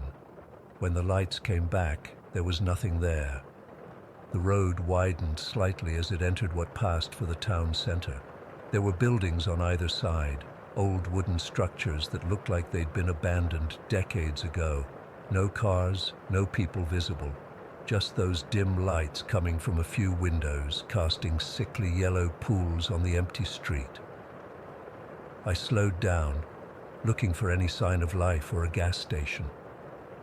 My engine began to sputter, and I knew I was finally out of gas. The Jeep rolled to a stop in the middle of the main street. The clock on my dashboard still read 2:47 a.m. In the silence after my engine died, I heard it, soft shuffling sounds coming from all directions. I locked my doors instinctively and peered out into the darkness. The shapes I'd glimpsed earlier began to emerge from between buildings, from alleys, from doorways. Dozens of them. They were human-shaped, but wrong somehow. Too tall, too thin, with limbs that seemed too long for their bodies. They moved with an unnatural grace, like they were floating rather than walking, and they were all coming toward my Jeep. I tried to restart the engine, but it was dead. My phone showed no signal, the screen glitching with strange symbols I'd never seen before. I was trapped. The figures surrounded my vehicle, standing just at the edge of visibility. I couldn't make out their faces clearly, just vague impressions of paleness in the dark. Then one approached my driver's side window. It bent down, bringing its face level with mine. What I saw will haunt me for the rest of my life. Its eyes were completely black, not just dark, but like holes cut into reality. Its mouth stretched into an impossibly wide grin filled with sharp, needle-like teeth. The skin was grey and papery, stretched too tight over a face that was almost but not quite human. It pressed its face against my window, that grin widening even further. Then it spoke, but not with sound. Somehow I heard its voice inside my head. "Welcome to Raven's Hollow, Eliza. We've been waiting for you." I don't remember screaming, but my throat was raw afterward, so I must have. I don't remember passing out either, but I must have done that too, because the next thing I knew, I was waking up in my Jeep. The engine was running. The dashboard clock read 2:47 a.m. My gas gauge showed full, and I was back on the highway, no sign of Raven's Hollow or its inhabitants. Relief flooded through me. Had it all been a dream? Had I pulled over when I got tired and fallen asleep at the wheel? I drove on, hoping to find civilization, hoping to escape whatever nightmare I'd experienced. But then my headlights flickered, and there it was again, the rusted blue station wagon on the side of the road. I've seen it 7 more times now. I've passed through Raven's Hollow 3 times. Each time, those things are waiting for me. Each time, I wake up back in my Jeep at 2:47 a.m. with a full tank of gas. I don't know how to escape. I've tried turning around, taking exits that appear and disappear, even driving off-road into the desert. But I always end up back on the same highway, passing the same abandoned car, heading toward the same impossible town. The woman on the radio was right. The road won't let me leave, and I'm still driving. Story 8. I've been a trucker for 18 years. 18 years of cross-country hauls, midnight drives, and enough truck stop coffee to fill a swimming pool. I've seen pretty much everything the road can throw at you. Snowstorms in the Rockies, flash floods in Arizona, even a tornado that nearly took my rig in Oklahoma. But what happened 3 nights ago on Route 491, I still can't make sense of it. My hands shake just typing this. I'm not a superstitious guy, never have been. When other drivers talk about haunted stretches of highway or trucker ghost stories, I've always rolled my eyes. It's just talk to keep yourself awake during those long night hauls, right? That's what I always thought until I drove Dead Man's Curve. Route 491 cuts through some of the most isolated country in Nevada. Locals have nicknamed a particular 20-mile stretch Dead Man's Curve because of how many fatal accidents have happened there. The highway narrows to 2 lanes with thick woods pressing in on both sides and a series of blind curves that seem designed to kill. My regular route doesn't usually take me that way, but construction on the interstate forced a detour. I was running behind schedule for a delivery in Reno. It was around 1 in the morning when I hit Route 491. The moon was just a sliver that night and my headlights barely cut through the darkness. The woods on either side of the road seemed to swallow the light. I remember thinking how the trees looked almost like they were leaning toward the road, closing in. My dispatcher had warned me about the road. "Watch yourself on 491, Jake," she'd said. "That stretch has a bad reputation." "For accidents, yeah," I replied. "Because it's poorly designed, not because it's haunted or whatever." She didn't laugh. "Just be careful. More truckers have died there than they put in the official reports." I cranked up the radio to keep myself alert, but there was nothing but static, not unusual in remote areas, but irritating. The cab felt colder than it should have, even with the heat running. I remember checking the temperature gauge twice, thinking something was wrong with the system. About 40 minutes into that stretch, I saw her in my side mirror, a woman in a white dress, standing at the edge of the road I'd just passed. Just standing there, in the middle of nowhere, at 1 in the morning. I hit the brakes instinctively, the truck lurching as it slowed. My first thought was that she might need help. Car broken down, maybe, though I hadn't seen any vehicle. I pulled over and grabbed my flashlight. When I climbed down from the cab, the air hit me like ice water. It was summer, shouldn't have been below 60 degrees, but my breath came out in clouds. I called out, "Hello? You need help, ma'am?" My voice sounded wrong in the silence, like it was being absorbed by the trees. The woman was gone. I walked back about 50 yards, sweeping my flashlight across the roadside and into the trees. Nothing. No footprints in the dirt shoulder. No sign anyone had been there at all. I told myself I was tired, that my eyes were playing tricks. It happens on night drives. I got back in my truck and continued, a little faster than before. I'd gone maybe 2 miles when my headlights caught something in the road. Ahead. I slammed on the brakes, the truck skidding slightly before coming to a stop about 15 feet from what was clearly a body lying across my lane. This wasn't my imagination. A man was sprawled face up across the asphalt, arms and legs at unnatural angles. He wore dark clothes, jeans and what looked like a flannel shirt. I grabbed my phone and flashlight and jumped down from the cab, heart hammering in my chest. As I approached, I could see the man wasn't moving. No rise and fall of his chest, no twitching, nothing. I knelt beside him, my hand shaking as I reached to check for a pulse. His skin was ice cold and had a waxy feel that made my stomach turn. His eyes were open, staring sightlessly at the sky. I've seen dead people before, a highway accident years ago, and this man was definitely dead, had been for hours, from the feel of his skin. I pulled back, fumbling for my phone to call 911 when headlights appeared in the distance, coming toward me. My first thought was relief. Another driver, someone to help. But as the lights grew closer, something felt wrong. They were moving too fast for this road, and they were too bright, painfully bright, like looking into the sun. I waved my arms, trying to flag down the approaching vehicle. A truck, I could tell now, but it didn't slow. If anything, it accelerated. I realized with sudden, gut-wrenching clarity that it wasn't going to stop. I dove toward the shoulder, rolling down the slight embankment as the truck roared past exactly where I'd been standing. The wind of its passing was like a physical blow and impossibly cold. As it passed, I caught a glimpse of the driver through the side window. His face was pale, expressionless, with eyes that looked like black holes in his head. Not dark eyes, actual holes, empty and bottomless. I lay there in the dirt for maybe 30 seconds, my heart trying to punch its way out of my chest. When I finally gathered the courage to climb back up to the road, the truck was gone. So was the dead man. The road was completely empty. I stood there, flashlight beams shaking wildly as I swept it across the asphalt. There wasn't a trace of the body, no blood, no evidence that anyone had been there at all. I even checked the shoulder where I'd rolled, looking for signs that someone had dragged the body away, but there was nothing. I almost convinced myself I'd hallucinated the whole thing. Sleep deprivation can do that, right? Except my knee was scraped raw from diving off the road, and my clothes were dirty from rolling down the embankment. Something had happened. I practically ran back to my truck. My hands were shaking so badly I dropped my keys twice before managing to climb inside and lock the doors. I sat there, breathing hard, trying to make sense of what had just happened. My phone showed no service.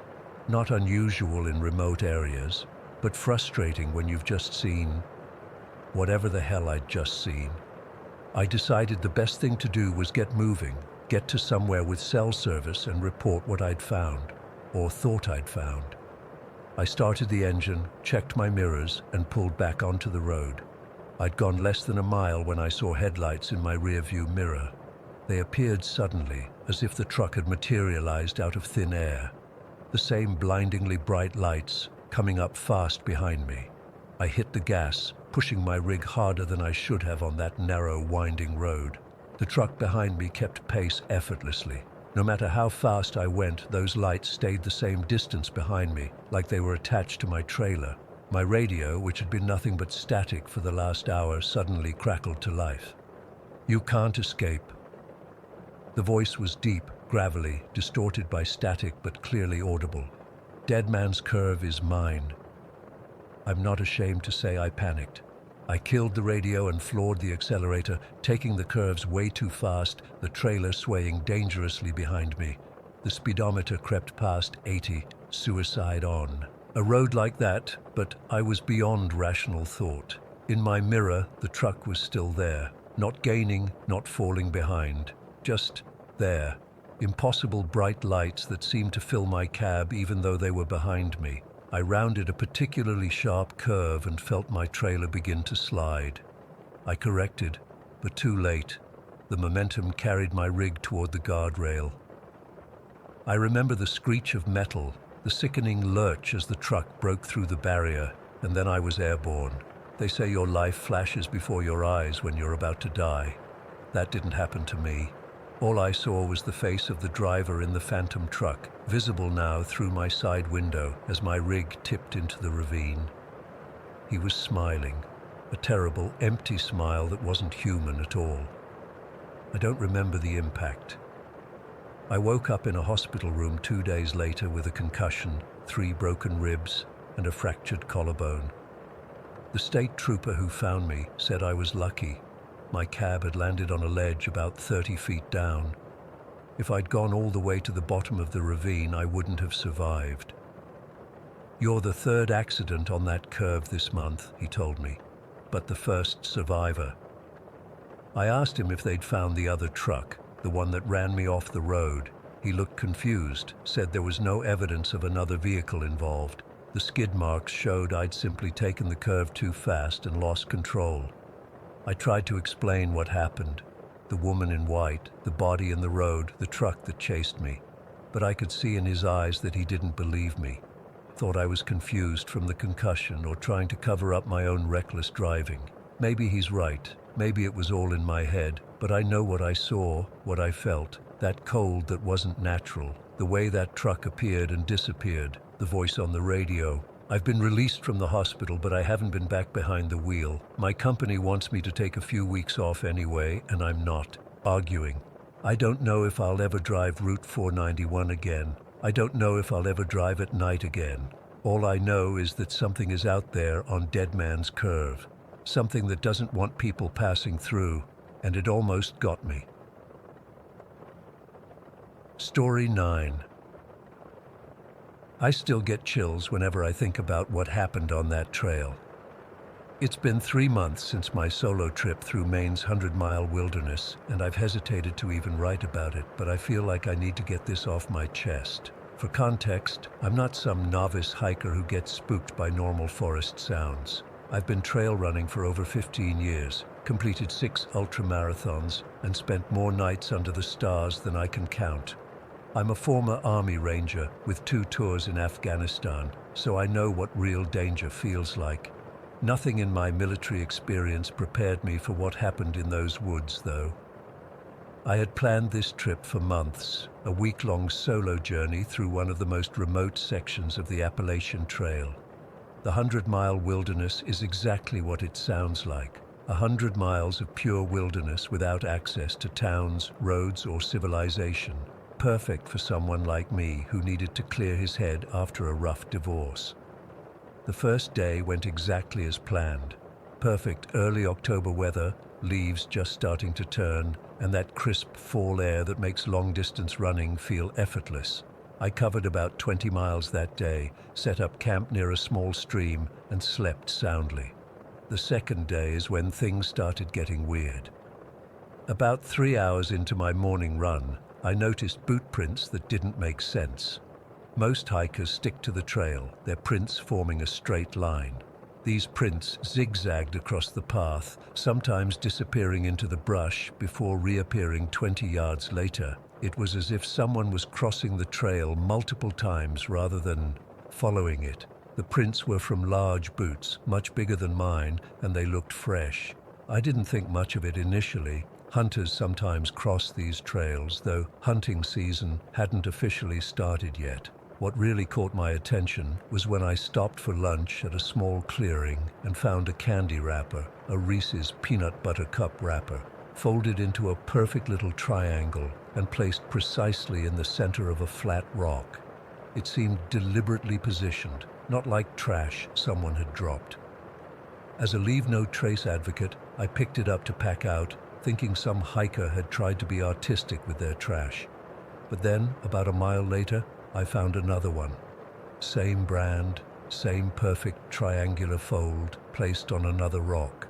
This time, I felt a slight unease. Once is random, twice feels intentional. By late afternoon, I'd found 4 more of these perfectly folded wrappers, all placed in locations where I'd naturally stop, scenic overlooks or rest spots. The last one was sitting on a log that made a perfect bench. Someone knew the trail well enough to predict where hikers would pause. I made camp earlier than planned that evening, finding a small clearing about 30 yards off the trail near a rocky outcropping that would block the wind. I set up my ultralight tent, gathered firewood, and tried to shake the feeling that someone was watching me. I told myself I was being paranoid, too many crime podcasts during my training runs. After cooking dinner on my small camp stove, I hung my food bag in a tree about 100 yards from my campsite, standard procedure to avoid bear encounters. When I returned to my tent, my blood ran cold. Sitting on top of my backpack was another perfectly folded Reese's wrapper. I had been gone less than 10 minutes. Someone had approached my camp, placed the wrapper, and disappeared, all while staying completely silent. I grabbed my hunting knife from my pack and scanned the surrounding forest, but the dense undergrowth and fading light revealed nothing. I considered packing up and pushing on through the night, but darkness was setting in fast, and night hiking in unfamiliar terrain is asking for an injury. Instead, I built my fire larger than I normally would, positioning my tent between the fire and the rock wall so I could see any approach. Sleep was impossible. I lay in my sleeping bag, knife beside me, listening to every crack of the forest. Around 3 in the morning, the fire had died down to embers when I heard it, deliberate footsteps circling just beyond the firelight. Not the random movements of an animal, but the measured pace of someone trying to move quietly. I could hear deep, controlled breathing. Whoever it was, they were being careful to stay just out of sight. I called out, "I hear you out there. I'm armed and I'm a combat veteran. This isn't funny." The footsteps stopped immediately. Then, after about 30 seconds of complete silence, I heard a low chuckle, a distinctly human sound that made my skin crawl. The footsteps retreated, moving away through the underbrush. I rebuilt the fire and stayed awake until dawn, knife in hand. As soon as there was enough light to see, I packed my gear and got moving, skipping breakfast and coffee. My plan was to cover as much ground as possible, maybe even reach the next shelter where I might find other hikers. About 4 hours into my morning, moving at a fast clip, I rounded a bend in the trail and spotted him. A man standing motionless about 50 yards ahead. He had a scraggly beard that reached his chest, wore filthy camo pants, and a dark jacket that might have once been blue. His face was weathered and gaunt, but what froze me in place was the rifle he held casually at his side. We locked eyes for what felt like minutes, but was probably only seconds. Then, with deliberate slowness, he raised the rifle to his shoulder, pointing it in my direction. I didn't wait to see what would happen next. I dropped off the trail into the dense forest, crashing through underbrush and scrambling down a steep embankment. I heard no shot, no pursuit, just the sound of my own panicked breathing and the snap of branches as I fled. I spent the next 4 hours moving as quickly and quietly as possible away from the trail, using my compass to maintain a general direction toward the nearest access road. I'd cross back to the trail occasionally to check my position, then disappear back into the forest. Every time I stopped to listen, I was convinced I could hear distant footsteps matching my pace. By late afternoon, I'd pushed myself to the point of exhaustion. I was about 2 miles from where my car was parked at the trailhead, and I finally decided to stick to the main trail since I was approaching a more frequently traveled section. I jogged the final stretch, constantly looking over my shoulder. When I reached my car, my hands were shaking so badly I could barely get the key in the door. I threw my pack in the back and drove straight to the ranger station about 20 miles away. The rangers listened to my story with professional concern but clear skepticism. They took notes and promised to look into it, but I could tell they'd filed me mentally under paranoid city guy spooked by the woods. One of them even suggested that the candy wrappers were probably left by through hikers as a sort of trail tradition, and that the man I saw was likely just a local hunter checking his territory before the season opened. "Happens every year," the older ranger said. "People aren't used to seeing others with guns in the woods. Perfectly legal for him to be out there." He pointed the gun at me, I insisted. The ranger just nodded. Well, if you'd stuck around, he probably would have just asked what you were doing there. Locals get protective. I knew arguing was pointless. I filled out their incident report form and left, checking into the nearest motel rather than camping as I'd planned for. My return journey. I barely slept that night, replaying everything in my head, wondering if I'd overreacted. 2 weeks after I got home, still unsettled by the experience, I posted about it on an online hiking forum. I expected to be met with the same dismissive attitude I'd gotten from the rangers. Instead, my inbox flooded with private messages from other hikers who'd had similar experiences in the same section of trail. One woman described finding small folded papers with children's names written on them, placed inside her boots while she slept at a shelter. A couple reported hearing someone mimicking bird calls to communicate around their campsite at night. Most disturbing was a message from a solo hiker who found a child's torn sneaker hanging from a branch directly above where he had set up his tent, only noticing it when he was packing up the next morning. The common elements were chilling. The folded papers or wrappers left as calling cards, the sense of being watched, footsteps at night, and the occasional sighting of a gaunt, bearded man or men. Some reports dated back 5 years. Almost everyone had reported their experiences to rangers and received the same dismissive response I had. One person sent me a link to a news article from 11 years ago about 3 hikers who went missing in the area, their gear found scattered but no bodies ever recovered. The official explanation was a bear attack, but the person who sent me the article had been part of the search and rescue team. They said the way the gear was laid out didn't feel right, too organized for an animal attack. I've spent weeks researching this, trying to make sense of what happened. The pattern suggests someone, or multiple people, living off the trail, perhaps with makeshift shelters deep in the wilderness. They seem to take pleasure in terrorizing hikers, playing psychological games with their calling cards and deliberate stalking.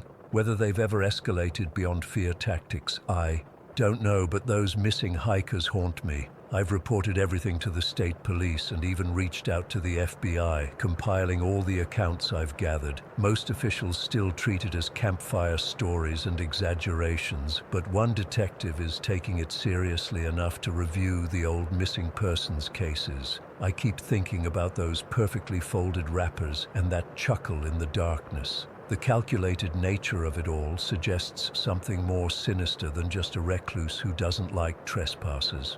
It was like a predator toying with prey, seeing how close he could get, studying my reactions, learning my patterns. I haven't been back on a trail since then. I still run, but only in populated parks with clear sight lines. Sometimes when I'm running, I get the sensation of being watched, and I have to stop and scan my surroundings to convince myself it's just my imagination. What terrifies me most isn't just what happened, but the realization that we have no idea what's really out there in the vast wilderness, or who might be watching from just beyond the tree line. Story 10. I never thought I'd be the one writing something like this. Even now, my hands are shaking as I type.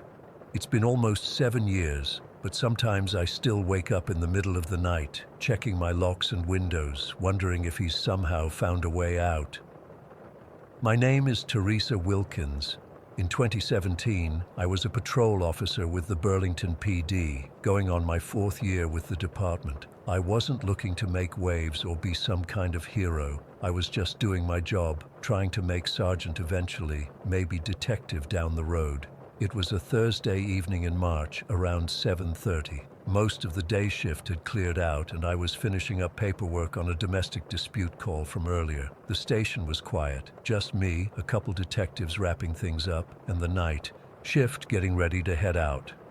I needed to use the bathroom before heading home, and the one near the patrol room was being cleaned, so I headed to the one by the HR office. As I walked past HR, I noticed the door was cracked open, which was weird because Janice, the HR manager, was insanely strict about keeping it locked. Something about confidentiality and liability. She'd lecture anyone who so much as left it open while stepping out to the copier. The lights were on too, which made no sense since Janice always left by 5 sharp. I should have just kept walking. Should have just gone to the bathroom and gone home to my cat and the leftover pasta waiting in my fridge. But 4 years of being a cop makes you notice things, makes you check when something seems off. I pushed the door open a bit more. Hello? Janice? No answer. The room was empty, but something was definitely wrong. Papers were scattered across Janice's normally immaculate desk. Her filing cabinet drawers were partially open. It looked like someone had been searching for something specific. I stepped inside, careful not to touch anything. That's when I noticed what the papers actually were. Personnel files. Not just any personnel files, but exit interviews. They were all from officers who'd left the department over the past couple years. I recognized some of the names: Diaz, Peterson, Montgomery, good cops who'd quit suddenly. There'd been rumors about why they left, but nothing concrete. I knew I should call it in, get a supervisor down here. But something made me glance at the papers first. One name jumped out at me, appearing on several of the documents: Sergeant William Hazen. Hazen was practically department royalty. 19 years on the force, decorated multiple times, and everyone knew he was next in line for lieutenant. Chief Walker treated him like a son. I'd worked with him a handful of times, and he'd always been professional with me, if a bit standoffish. But these exit interviews, they painted a different picture. Peterson wrote about uncomfortable directives from Hazen regarding female suspects. Montgomery mentioned patterns of behavior that violate department policy and possibly law. Diaz had actually written, "I cannot in good conscience remain silent about Sergeant Hazen's treatment of female suspects in drug cases." My heart was pounding. This wasn't just office gossip. These were serious allegations from respected officers, and someone had broken into HR to access these files. I backed out of the room, pulled out my phone, and called Detective Marcus Santos. He'd been my FTO when I first joined, and I trusted him completely. He was still in the building, finishing up case notes. "Santos," he answered. "Mark, it's Teresa. I need you to come to HR. Now, don't tell anyone." "What's going on?" "Just, please, it's important." 5 minutes later, Santos was looking at the same papers, his face growing darker by the second. "Who else knows about this?" he asked. "Just us, as far as I know. I found the door open when I was heading to the bathroom." Santos immediately called security to pull the footage of the hallway outside HR. When we watched it in the security office, we discovered something disturbing. There was a 20-minute gap in the recording from 6:45 to 7:05. Right before I found the door open. "Someone deleted the footage," Santos said. "Someone with access." We spent the next 2 hours going through every exit interview from officers who'd left in the past 2 years. 7 were missing, all mentioning Hazen. The remaining ones mentioned him too, raising questions about his handling of female suspects, particularly those arrested for minor drug offenses. "Look at this pattern," Santos said, laying out the files. All women, 20 to 35, all arrested for possession. All had their charges reduced or dropped entirely after Hazen interviewed them. "But he'd need the DA's cooperation to get charges reduced," I said. "Not if he was manipulating the evidence or not filing complete reports." Santos rubbed his eyes. "We need to be careful here, Teresa. Hazen's connected. Chief loves him and half the department follows his lead." We decided to dig deeper before taking it up the chain. For the next week, we worked off hours looking into cases Hazen had handled. Santos pulled digital records using his detective credentials, and what we found was disturbing. Evidence discrepancies, missing witness statements, conflicting reports, and a pattern of female suspects who seemed to vanish from the system after Hazen got involved. But the real breakthrough came when Santos discovered someone had been accessing and modifying digital records using Chief Walker's login credentials, at times when the chief was verifiably elsewhere. Records mentioning Hazen were being altered or deleted entirely. "We need to set a trap," Santos said. "Create a fake document mentioning Hazen, something juicy enough that he'll want to delete it, then watch who accesses it." We created a fabricated memo about an anonymous complaint against Hazen, placed it in a restricted folder, and set up an alert to notify us when it was accessed. Sure enough, at 11:27 that night, someone using the chief's credentials opened the file. The next morning, Santos went to Internal Affairs with everything we had. By afternoon, they'd confirmed the chief's credentials had been compromised and tracked the access point to Hazen's department computer. Things moved quickly after that. IA got a warrant to search Hazen's home and computer. What they found makes me sick to this day.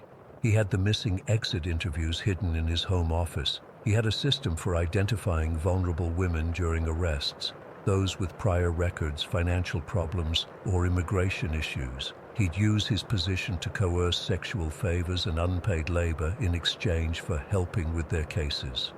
The investigation eventually identified 27 victims across not just our jurisdiction, but 2 previous departments where Hazen had worked. 27 women who were afraid to come forward because who would believe them over a decorated police sergeant? But the thing that still gives me nightmares was what they found in a locked drawer in his basement. A contingency plan. A list of potential witnesses to eliminate if he ever got caught. Complete with detailed surveillance notes on their routines, vulnerabilities, and methods for making their deaths appear accidental. My name was on that list. So was Santos's. He'd been watching us, planning how to kill us if necessary. The notes about me were so detailed. What time I left for work, which coffee shop I stopped at, what days I visited my mom, even the fact that I took anxiety medication. He'd been in my apartment when I wasn't home. There were photos. The day they arrested him, I was called into the station. They wanted to make sure I was somewhere safe when they took him down. I watched from the chief's office as they brought him in, handcuffed. He looked right at me through the glass and the hatred in his eyes. I'll never forget it. His case never went to trial. The evidence was overwhelming, and his lawyer negotiated a plea deal. 22 years in federal prison for multiple charges, including civil rights violations and sexual assault under color of authority. The department tried to keep it quiet, of course. Internal matter. Isolated incident, but the truth got out, as it usually does. 7 officers resigned, including 2 lieutenants who'd helped cover for him. Chief Walker retired for health reasons 6 months later. I stayed on for another year, but things were never the same. The trust was gone, not just from the community, but within the department itself. Everyone was watching everyone else, wondering who knew what and when. I transferred to another department 2 counties over, where nobody knew me or my connection to the case. Sometimes I wonder what would have happened if I hadn't needed to use that bathroom that night. If I just walked past the HR office without noticing the open door, how many more women would have been victimized? Would Hazen have eventually become chief, with even more power to abuse?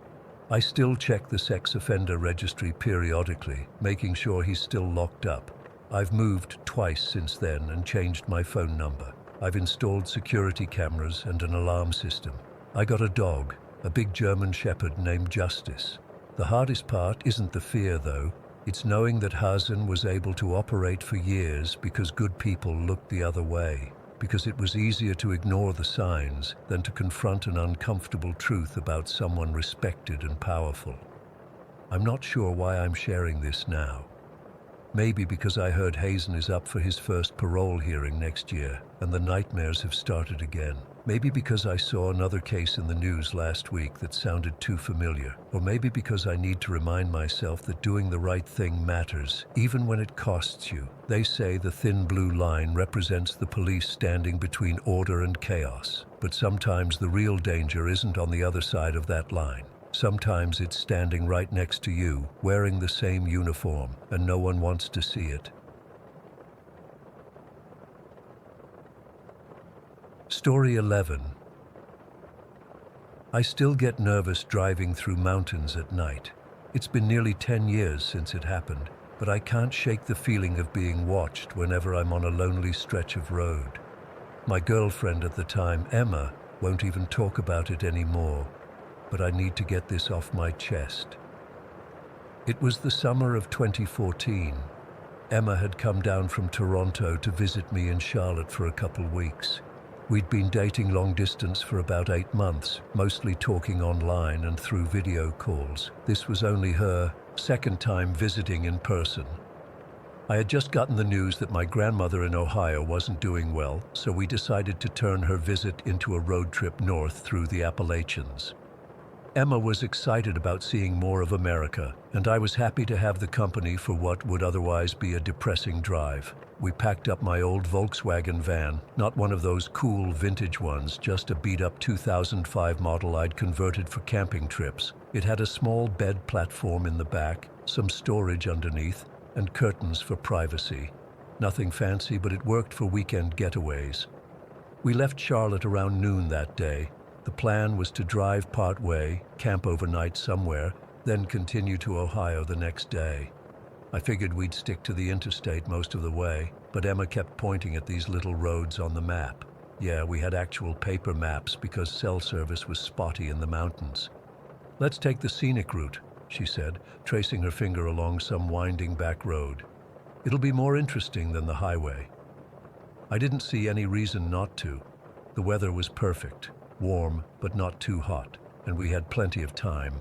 So we veered off I-77 somewhere in Virginia and started taking these smaller state highways that wound through the mountains.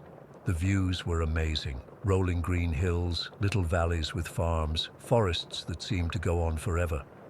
Emma kept taking pictures with her camera, making me stop at overlooks so she could get the perfect shot.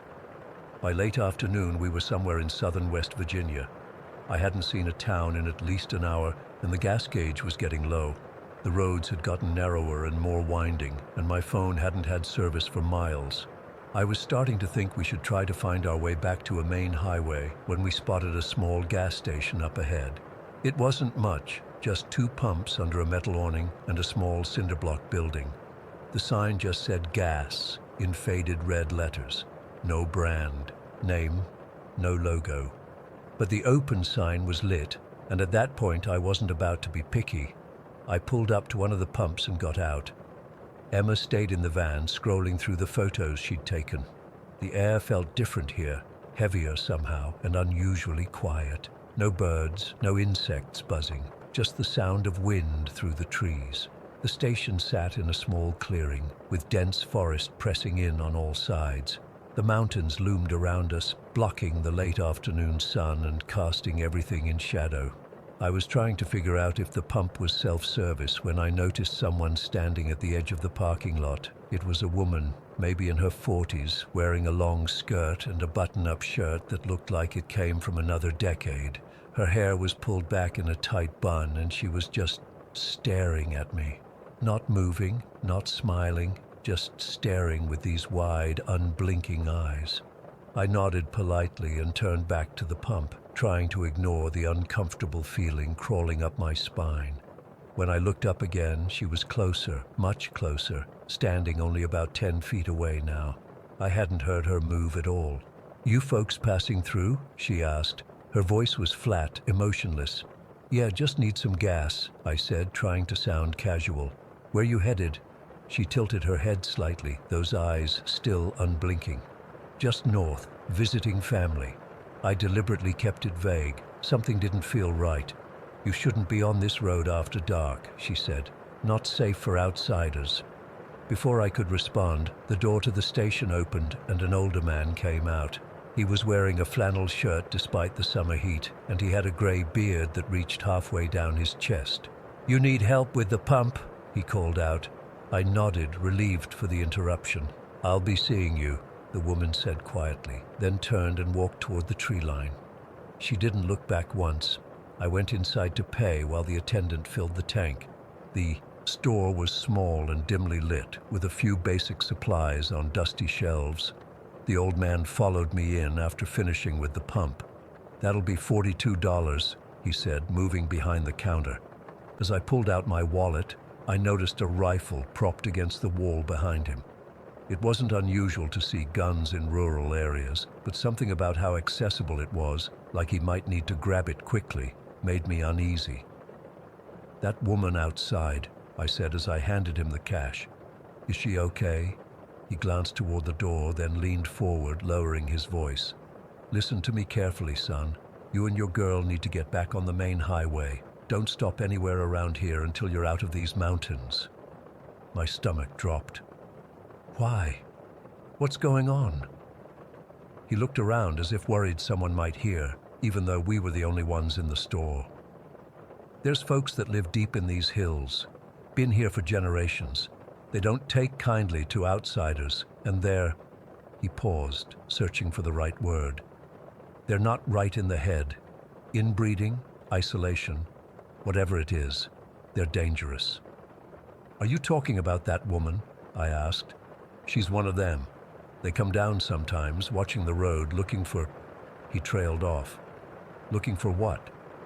"People who won't be missed right away." He straightened up and spoke in a normal volume again. 3 hikers disappeared near here last summer. Police never found a trace. 2 years before that, a family broke down about 5 miles up the road. The parents were found 3 days later. The kids never were. I felt cold despite the stuffy air in the store. "Shouldn't you call the police about these people?" He gave a bitter laugh. "Police don't come up here much. When they do, they never find anything. These people know these mountains better than anyone.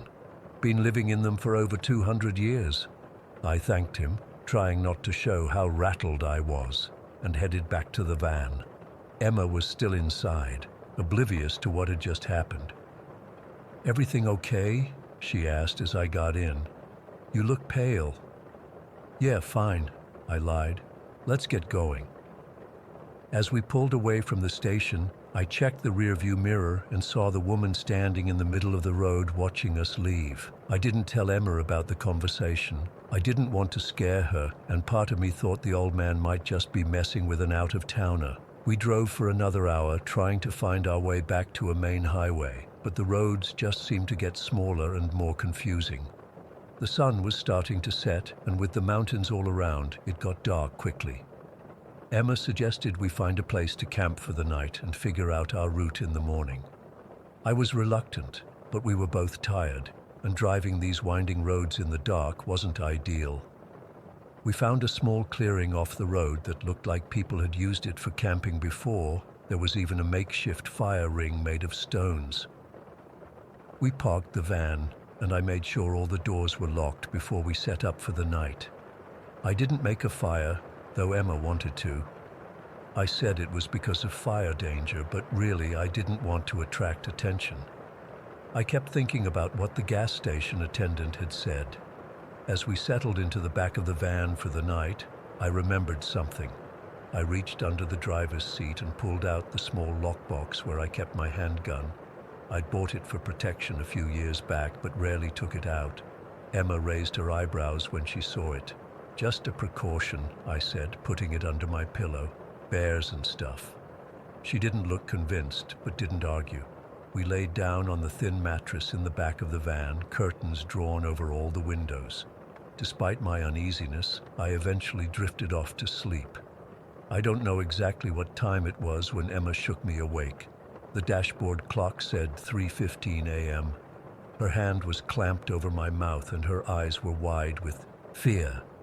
"There's someone outside," she whispered so quietly I could barely hear her. That's when I noticed it. Soft footsteps on the ground around the van, and what sounded like low, murmuring voices. More than one person. I reached under my pillow for the gun, then slowly moved toward one of the curtained windows. Emma grabbed my arm, shaking her head frantically, but I needed to see what we were dealing with. I lifted just the corner of the curtain, barely an inch, and looked out. In the pale moonlight, I could make out several figures moving around our van, at least 5 or 6 people, mostly men. They were dressed in mismatched clothes that looked old and worn, but what struck me most were their faces, blank, expressionless, with the same wide, unblinking eyes as the woman from the gas station. And she was there too, standing slightly apart from the others, staring directly at the window where I was looking out, as if she could see through the curtain. She raised her hand and pointed at the van's door, and 2 of the men moved toward it. I heard a metallic scraping sound. They were trying the door handle. Thank God I'd locked it. "They're trying to get in," I whispered to Emma. Her face had gone completely white. I moved to the front of the van, still crouched low, and peeked out the windshield. There were more of them there, surrounding us completely. Some had tools in their hands, what looked like hunting knives and crude clubs. I made a split-second decision. I crawled back to Emma, handed her the keys, and told her to be ready to drive. Then I moved to the side door of the van, gun in hand. In one motion, I unlocked the door, slid it open, and pointed the gun at the nearest figure, a tall, gaunt man with a patchy beard who was reaching for the handle.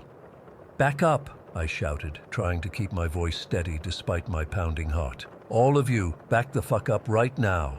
They didn't look surprised or scared. They just stared at me with those empty eyes. The woman from the gas station stepped forward.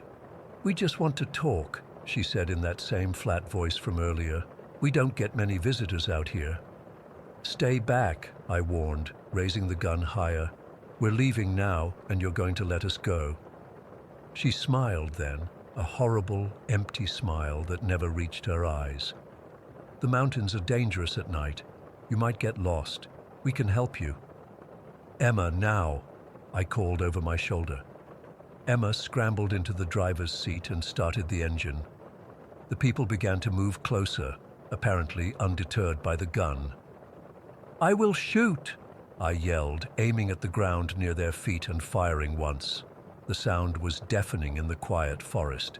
That got a reaction. They stopped advancing, though they didn't run or show fear. They just paused, like predators reassessing their approach. I kept the gun pointed at them as I backed into the van and slammed the door shut, locking it immediately. "Go! Go!" I shouted to Emma. She floored it and the van lurched forward, swerving around the figures in front of us. As we sped away, I looked back through the rear window. They weren't chasing us. They were just standing there in the clearing, watching our taillights disappear down the road. Emma drove like a woman possessed, taking turns too fast, the van swaying dangerously on the winding mountain roads. Neither of us spoke for at least 20 minutes. Finally, we hit a larger road with actual lane markings, and she pulled over, hands shaking so badly she couldn't hold the steering wheel anymore. We switched places, and I drove the rest of the night. We didn't stop again until we were well into another state, at a busy truck stop with bright lights and plenty of people around. Even then, we took turns sleeping in the van while the other kept watch. We never reported it to the police. What would we say? That some creepy mountain people surrounded our van in the middle of the night? We had no proof, no names, not even a clear location of where it happened. Emma went back to Canada a week later after we visited my grandmother. We tried to stay together, but the distance was too much, especially after what happened. I think that night in the mountains changed something in both of us. We broke up about 3 months later. I've never gone back to that part of the Appalachians. I've looked at maps, trying to pinpoint exactly where we were that night. But those back roads all blur together in my memory. Sometimes I wonder if I overreacted, if they really were just isolated locals with poor social skills who wanted to help, or maybe rob us. But then I remember those unblinking eyes, that empty smile, and the casual way they approached a pointed gun. And I know, whatever they wanted from us that night, it wasn't directions or spare change. I still have nightmares where I'm back in that clearing, but in the dreams, I don't wake up in time. Instead, I open my eyes to find those people standing over me, looking down with those wide, dead eyes, reaching for me with pale hands. And the woman from the gas station is always there, smiling that empty smile, saying, "We told you it's not safe for outsiders after dark." Story 12. I still can't believe what happened to me last week. I've been trying to make sense of it, but I can't. I've barely slept since then. Every time I close my eyes, I feel that cold hand on my neck again. I need to write this down. Maybe someone out there has experienced something similar. It was last Thursday when everything happened. I had been job hunting for months after being laid off from my marketing position. The economy's been rough, and I was getting desperate. So when I got a call for an interview at this company 200 miles away, I jumped at the opportunity without hesitation. The interview was scheduled for Friday morning, and I figured I'd drive there Thursday, stay overnight, and be fresh for the interview. The weather forecast mentioned rain, but what hit was more like a biblical flood. I left home around 3 in the afternoon, thinking I'd make it by 7 or 8. By 6, the sky had turned this sickly dark grey color, and rain was coming down so hard my windshield wipers couldn't keep up. I'm talking sheets of water, not drops. The kind where you can barely see 10 feet ahead. My GPS kept cutting out because of the storm. The highway was practically deserted, just occasional headlights in the distance that would appear and disappear like ghosts. I had the heat on, but I was still shivering. Something about driving through a storm like that just chills you to the bone. I remember checking my fuel gauge around 7:30 and feeling my stomach drop. The needle was hovering just above empty. I hadn't seen a gas station for miles, and my phone was showing 1 bar of service. The rational part of my brain kept saying, "Don't panic, Jamie," but the other part was imagining being stranded on this empty highway all night. That's when I saw it, this flickering neon sign on the right side of the road. Hollow Creek Motel. The M was flickering on and off, making it read "Hotel" every few seconds. Below it, a steady red vacancy sign glowed through the rain. I almost cried with relief. I could stop for the night, get some rest, and continue in the morning when the storm had passed. I pulled into the parking lot, and even through the rain, I could tell this place had seen better days, like decades ago. The motel was this L-shaped single-story building with maybe 10 or 12 rooms. The wood siding was this grayish color that might have been white once, warped in places and peeling. The windows looked like they hadn't been cleaned since the 90s. But beggars can't be choosers, right? My car was running on fumes, it was pouring, and I was exhausted. I grabbed my overnight bag from the back seat and made a run for the office, getting soaked in the process. The office was lit by a single yellowish bulb that cast these weird shadows across the room. It smelled like cigarettes and something else I couldn't quite place, kind of musty and sweet at the same time. There was a wooden counter with a bell, and behind it, this ancient-looking computer monitor. I rang the bell, and a few seconds later, this man appeared from a back room. I still get goosebumps thinking about him. He was tall and so thin it was almost disturbing, like his skin was stretched over his bones. His eyes were deeply sunken with dark circles underneath, and his skin had this waxy, pale quality. When he smiled at me, it didn't reach his eyes. "Need a room?" he asked. His voice was raspy, like he'd been smoking for 50 years. I nodded and explained about the storm and my situation. He just stared at me while I talked, not blinking much. I asked how much for one night. $70, he said. Cash only. I was surprised he didn't ask for ID or a credit card for incidentals or anything, but I was too tired to question it. I had cash, thankfully, so I paid him. He took the money and slid a key across the counter. An actual metal key, not a key card, attached to this heavy plastic tag with the number 7 on it. "Room 7, he said. "End of the building on the right." He didn't offer a receipt or ask me to fill out any paperwork, just took my money and gave me the key. I asked if there was a gas station nearby, and he told me there was one about 15 miles ahead, but it would be closed by now. He said it would open at 6 in the morning. As I turned to leave, I swear I felt him staring at my back. It was like a physical sensation, like being touched. I hurried out into the rain. Room 7 was at the very end of the row, the furthest from the office. I had to walk past all the other rooms to get there. I noticed something odd. There were no cars parked outside any of the other rooms, not a single one. Yet the vacancy sign was lit, not the no vacancy one. Were all the other guests parked somewhere else? Or was I the only person staying there that night? The key stuck in the lock, and I had to jiggle it before the door finally swung open with this long, drawn-out creak.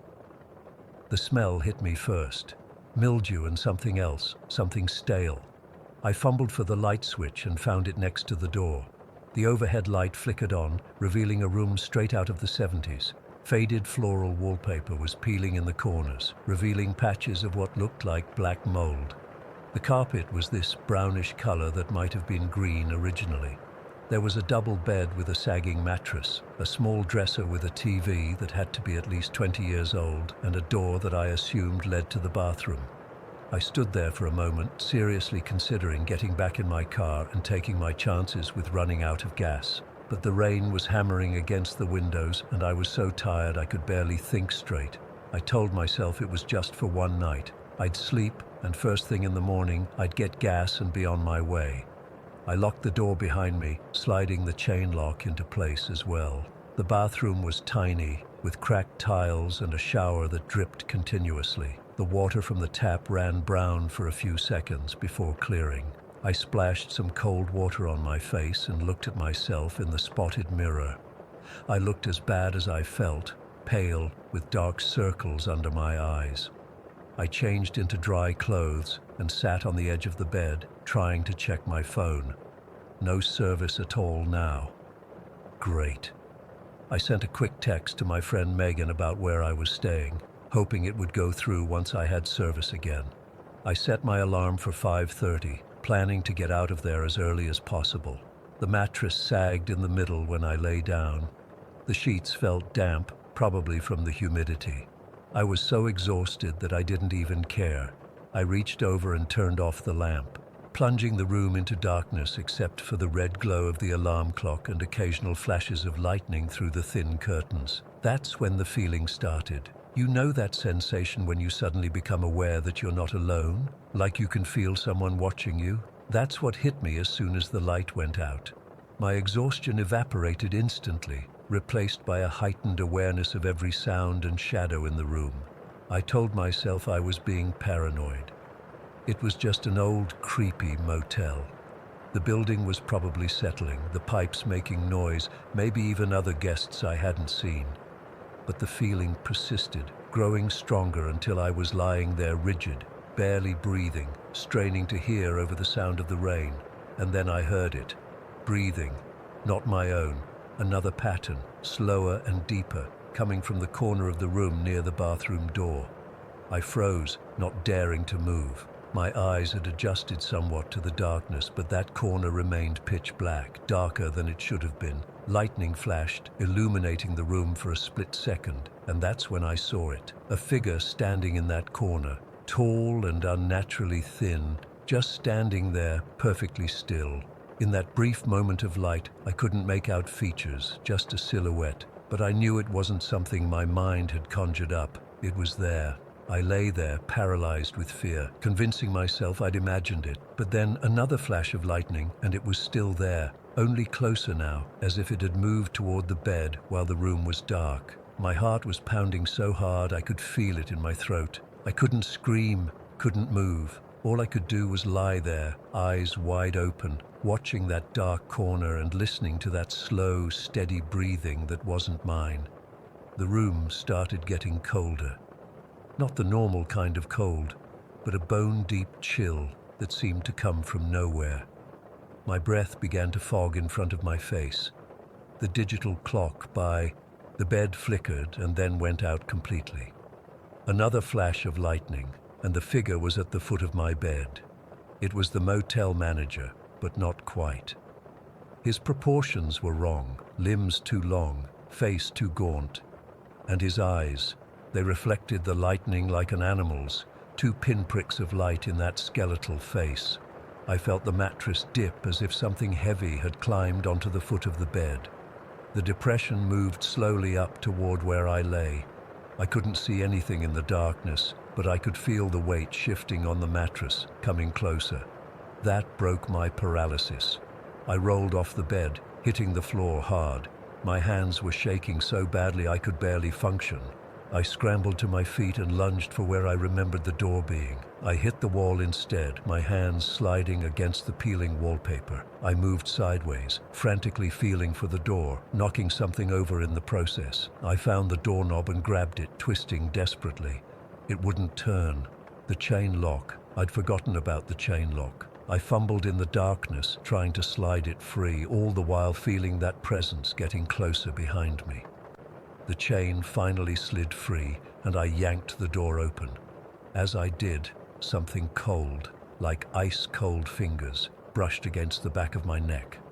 I screamed then, finally finding my voice, and burst out into the pouring rain. I didn't look back. I ran to my car, fumbling with my keys, dropping them once before managing to unlock the door. I threw myself inside and locked the doors, starting the engine with shaking hands. The fuel gauge was still hovering just above empty, but I didn't care. I had to get away from there. I peeled out of the parking lot, spraying gravel, and hit the highway doing 60. The rain was still coming down hard, but I didn't slow down. I kept checking my rearview mirror, terrified of what I might see following me. After about 5 miles, my headlights caught a sign for a gas station. It was open, actually open at almost midnight during a storm. I pulled in, shaking so hard I could barely pump the gas. The attendant gave me a weird look but didn't say anything. As I was pulling back onto the highway, something made me look in my rearview mirror one last time. Far in the distance, I could just make out the neon sign of the Hollow Creek Motel. As I watched, the vacancy sign flickered and went out. The no vacancy sign lit up in its place. I drove straight through the night, not stopping again until I reached my destination. I missed my interview. I couldn't bring myself to explain what had happened. Who would believe me? I've looked up the Hollow Creek Motel since then. There's nothing. No website, no reviews, no record of it existing. I even tried finding it on maps, thinking maybe it had a different name. Nothing. That stretch of highway shows no motels for miles, but I know what I experienced. The bruise on my shoulder from when I fell off the bed is still there, and sometimes, when I'm about to fall asleep, I swear I can hear that slow, deep breathing in the corner of my room. Story 13. I've never shared this with anyone before. Part of me still can't believe it happened, but I know what I experienced was real. This has been eating away at me for months now, and I think I need to finally get it off my chest. Last October, I found myself sorting through my late grandfather's belongings. He passed away in August, and my mom asked me to help clean out his attic. Among old Christmas decorations and fishing gear, I discovered a small leather-bound journal tucked away in a metal lockbox. The journal belonged to my grandfather during his time as a fire lookout ranger back in the 70s. I never knew my grandfather worked as a lookout. My family always said he'd been a park ranger his whole life, but they never mentioned this specific role. As I flipped through the pages, I found myself drawn to his entries about Rich Mountain Fire Tower on the Tennessee-North Carolina border. The first entries were pretty standard: weather reports, wildlife sightings, daily routines. But about 2 months in, the tone changed dramatically. His handwriting grew increasingly erratic, and the content became disturbing. He wrote about feeling watched constantly, hearing footsteps on the metal stairs at night when no one should have been there, and being afraid to check under his bed. The final entry simply read, "I don't think I'm alone up here. I've requested a transfer. I can't stay another night." Something about those words stuck with me.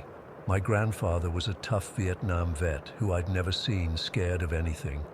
What could have frightened him so badly that he abandoned his post? Fast forward 3 weeks, and I found myself driving along a winding mountain road with my backpack full of camping gear. I'd taken a week off work and told my girlfriend I was going on a solo camping trip to clear my head, which wasn't entirely a lie. I just didn't mention I was heading to the exact tower that had scared my grandfather half to death 50 years ago. Getting permission wasn't easy. The Forest Service doesn't typically allow overnight stays in fire towers, but I managed to get special permission by claiming I was working on a historical documentation project about lookouts. The ranger who approved my stay warned me the tower hadn't been used in years and was only minimally maintained. After a 4-hour drive and a 2-hour hike up a neglected trail, I finally reached the tower. It was taller than I expected, about 60 feet high with a small cabin perched on top. The structure was made of weather-beaten wood and rusted metal, with a precarious-looking staircase spiraling up to the cabin. I stood at the base, staring up at what would be my home for the next week. The climb up was nerve-wracking. Each step creaked under my weight, and the whole structure seemed to sway slightly in the wind. By the time I reached the top, my heart was pounding from more than just the physical exertion. The cabin itself was small, maybe 14 by 14 feet, with windows on all sides offering a 360-degree view of the surrounding mountains. There was a small cot in one corner, a wood stove, a desk with a chair, and some shelves. Everything was covered in a thick layer of dust, except for a small area that looked like it had been cleaned recently, probably by the maintenance crew. I spent the first day setting up, cleaning, and exploring the tower. I found some old logbooks in a drawer, but none were from my grandfather's time.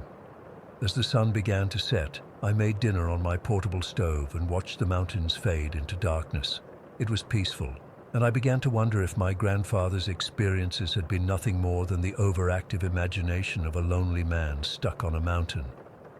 That first night I fell asleep easily, exhausted from the hike and the excitement of being there. I woke up around 3 in the morning to a distinct metallic thud from the stairs outside. At first I thought it was just the tower settling or the wind, but then I heard it again, a deliberate, heavy footstep on the metal stairs. I froze in my sleeping bag, straining to hear over the sound of my own heartbeat. Another thud, closer this time. Someone was climbing the stairs. The thing is, I was at least 5 miles from the nearest road, and the trail to the tower wasn't exactly well marked. Who would be hiking up here in the middle of the night? I fumbled for my flashlight, my hands shaking. The footsteps continued, slow and methodical. I counted them, 10, 11, 12. The tower had about 40 steps total. I sat up, pointing my flashlight at the hatch in the floor that led to the stairs. I waited, the beam of light shaking in my trembling hand. The footsteps stopped at what I estimated was the 20th step. There was a long pause. I held my breath. Then, inexplicably, I heard the footsteps retreating, going back down the stairs. I listened until I couldn't hear them anymore, then spent the rest of the night wide awake, flashlight in hand, watching the hatch. When morning came, I convinced myself it had been an animal, maybe a raccoon or a bear, investigating the tower. I checked the stairs for any signs, but found nothing unusual.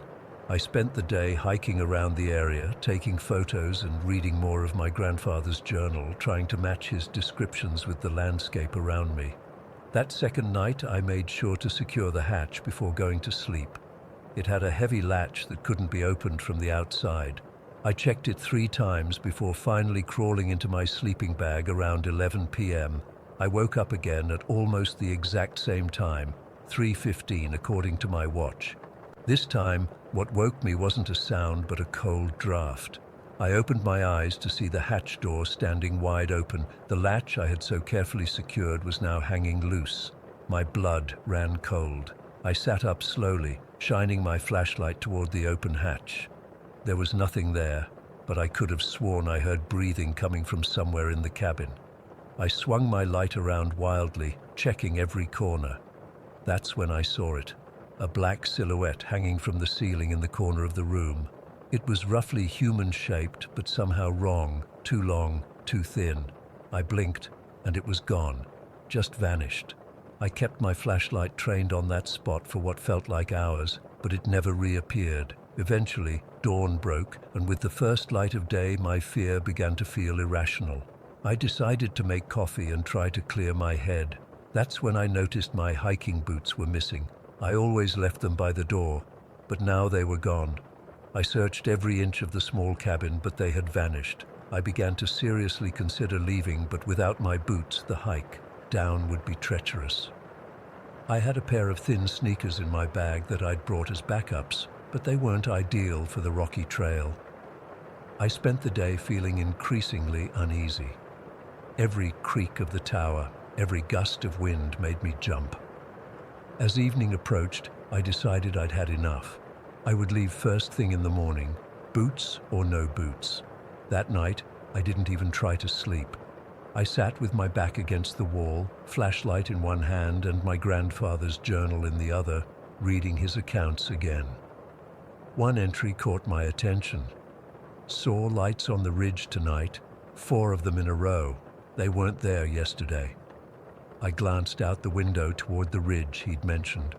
The darkness outside was absolute, with only stars visible in the clear night sky.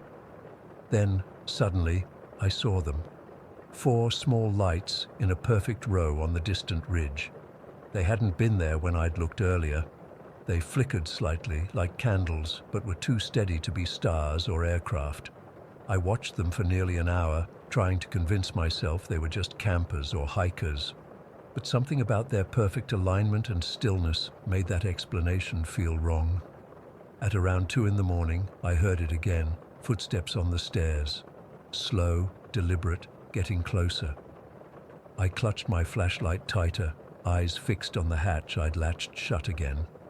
The footsteps stopped just below the hatch. There was a long pause, then a soft scratching sound, like fingernails dragging across metal. My heart was pounding so hard I could feel it in my throat.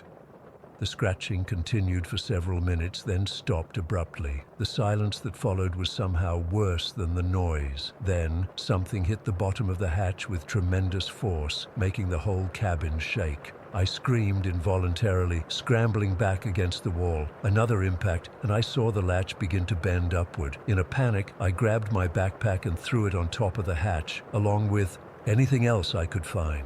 The chair, my sleeping bag, my cooler. The banging continued, each impact making my makeshift barricade jump slightly. And then, as suddenly as it started, it stopped. The silence returned, broken only by my ragged breathing. I stayed frozen in place, waiting for it to resume, but nothing happened.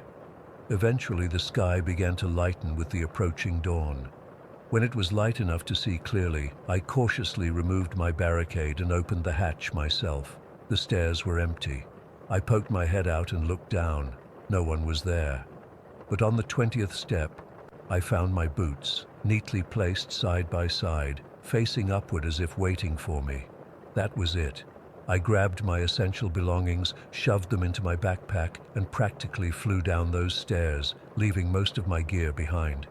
I didn't even put my boots on. I was too freaked out to touch them. I ran down that mountain in my sneakers, tripping and sliding the whole way. When I finally reached my car, my feet were blistered and bleeding, but I didn't care. I drove straight home without stopping. In the months since, I've researched everything I could about Rich Mountain Fire Tower. I found records of my grandfather's transfer request, citing personal reasons. I tried to find accounts from other lookouts who'd stayed there, but came up empty. Either no one else experienced what my grandfather and I did, or they kept quiet about it, just like I have until now. I still don't know what was in that tower with me. I don't know what made those footsteps or what put my boots on the stairs. I don't know what those 4 lights were on the ridge, but I do know I'll never go back there, and I finally understand why my grandfather never talked about his time as a fire lookout. Sometimes I wake up at exactly 3:15 in the morning, thinking I hear metallic footsteps on stairs that don't exist. And sometimes, when I look out my bedroom window, I think I see 4 lights in the distance watching me. Story 14. I've been driving big rigs for almost 20 years now, and I've seen some weird shit on the road. Hallucinations from fatigue, strange lights in the sky, hitchhikers that disappear. The usual stuff that happens when you're alone too long, with nothing but asphalt and your thoughts. But what happened to me last month on Route 66 wasn't my mind playing tricks. I know what I saw and I still can't make sense of it. I was hauling a load of electronics from Chicago to LA, behind schedule because of some loading dock bullshit that wasted half my day. My dispatcher was breathing down my neck about delivery times, so I decided to push through the night across New Mexico instead of stopping like I usually do. The sky was pitch black, no moon, no stars, just complete darkness beyond my headlights. It was around 2 in the morning, that dead zone where your body screams for sleep, but your brain knows you've got miles to cover. The stretch of Route 66 I was on hadn't seen maintenance in years. Cracked pavement, faded lines, no shoulder lights. Just me and whatever wildlife might be stupid enough to wander onto the road. I had the radio cranked up, windows cracked to keep me alert, and was sipping my 3rd gas station coffee of the night. The caffeine wasn't doing much at that point except making my hands shake. I remember checking my GPS and seeing nothing but empty road for the next 70 miles until the next truck stop. That's when I first noticed something in my peripheral vision, a dark shape moving alongside the road. At first I figured it was just my eyes playing tricks, or maybe a coyote. We see them all the time out there, but then it darted across the road maybe 50 yards ahead of me. I hit the brakes instinctively, even though it was already gone by the time my foot touched the pedal. I remember thinking it was weird how big it looked, way too big for a coyote. My mind went to wolf, but they're rare in those parts. I shook it off and kept driving, turning the radio up louder to stay focused. About 10 minutes later, I nearly choked on my coffee when I spotted the same shape again. But this time it wasn't just crossing the road. It was running alongside my truck, and I was doing 60 miles per hour. No animal can maintain that speed, especially not for more than a few seconds. But this thing was keeping pace perfectly, just at the edge of my headlight's reach. I slowed down to 50, thinking maybe it would run ahead or drop back. It matched my speed exactly. Down to 45, still there. I pressed the accelerator back up to 65, and it stayed right alongside me without any apparent effort. That's when I got a clear look at it. My high beams caught it full on, and I saw what I can only describe as a dog, but no dog I've ever seen before. It was massive, easily the size of a small bear, with matted black fur that seemed to absorb the light rather than reflect it. Its movements were fluid but wrong somehow, like each stride covered more ground than should be physically possible. The worst part was its face. When it turned to look at me, its eyes caught the light and glowed this deep, burning red, not the usual animal eye shine, but like actual embers smoldering in its skull. Its mouth was open in what looked like a permanent snarl, teeth too long and too numerous for any natural canine. I'm not ashamed to admit I panicked. I laid on the horn, flashed my lights, and swerved slightly toward it, hoping to scare it off. Bad move. The thing actually seemed to get angry. It lunged closer to the truck, still keeping pace, and I swear I could hear its growl over my engine and the blaring horn. After about 5 minutes of this nightmare, though it felt like hours, the thing suddenly veered off into the darkness. Just like that, it was gone. I was sweating bullets, my knuckles white on the steering wheel. I convinced myself it must have been exhaustion playing tricks on me. Maybe I'd even dozed off for a microsecond and dreamed the whole thing. About 20 miles later, I spotted the lights of a truck stop. It wasn't the one I'd been aiming for according to my GPS, but I didn't care. I needed to stop, splash some water on my face, maybe grab a fresh coffee and reset my brain. The place looked deserted, just a small gas station with a mini-mart attached, one of those independent places that still dot the old highways. The neon Open 24 HRS sign was flickering, and there was only one car parked near the building. I pulled my rig into the lot and shut down the engine. The silence after hours of road noise was almost painful. I sat there for a minute, just breathing, telling myself I was being stupid about a coyote or stray dog I'd seen in the dark. I grabbed my wallet and phone and climbed down from the cab. The night air was cold and still, that dry desert cold that cuts right through your clothes. I didn't see anyone around, not even inside the store as far as I could tell, but the door was unlocked when I tried it. A bell jingled overhead as I walked in. "Hello?" I called out. No answer. The place looked like it was stuck in the 80s. Faded posters advertising cigarette brands that don't exist anymore. Dusty shelves with sparse merchandise. The coffee machine looked ancient but was still on, so I filled a styrofoam cup and left $5 on the counter, figuring whoever was working must be in the bathroom or stockroom. I went back outside and leaned against my truck, sipping the coffee, which tasted like it had been sitting there since the Reagan administration, and trying to calm my nerves. That's when I noticed how quiet it was. No highway noise, no insects, nothing, just complete silence. I checked my phone, no signal, which wasn't unusual for remote stretches, but my GPS should have still worked. The screen just showed a blank map.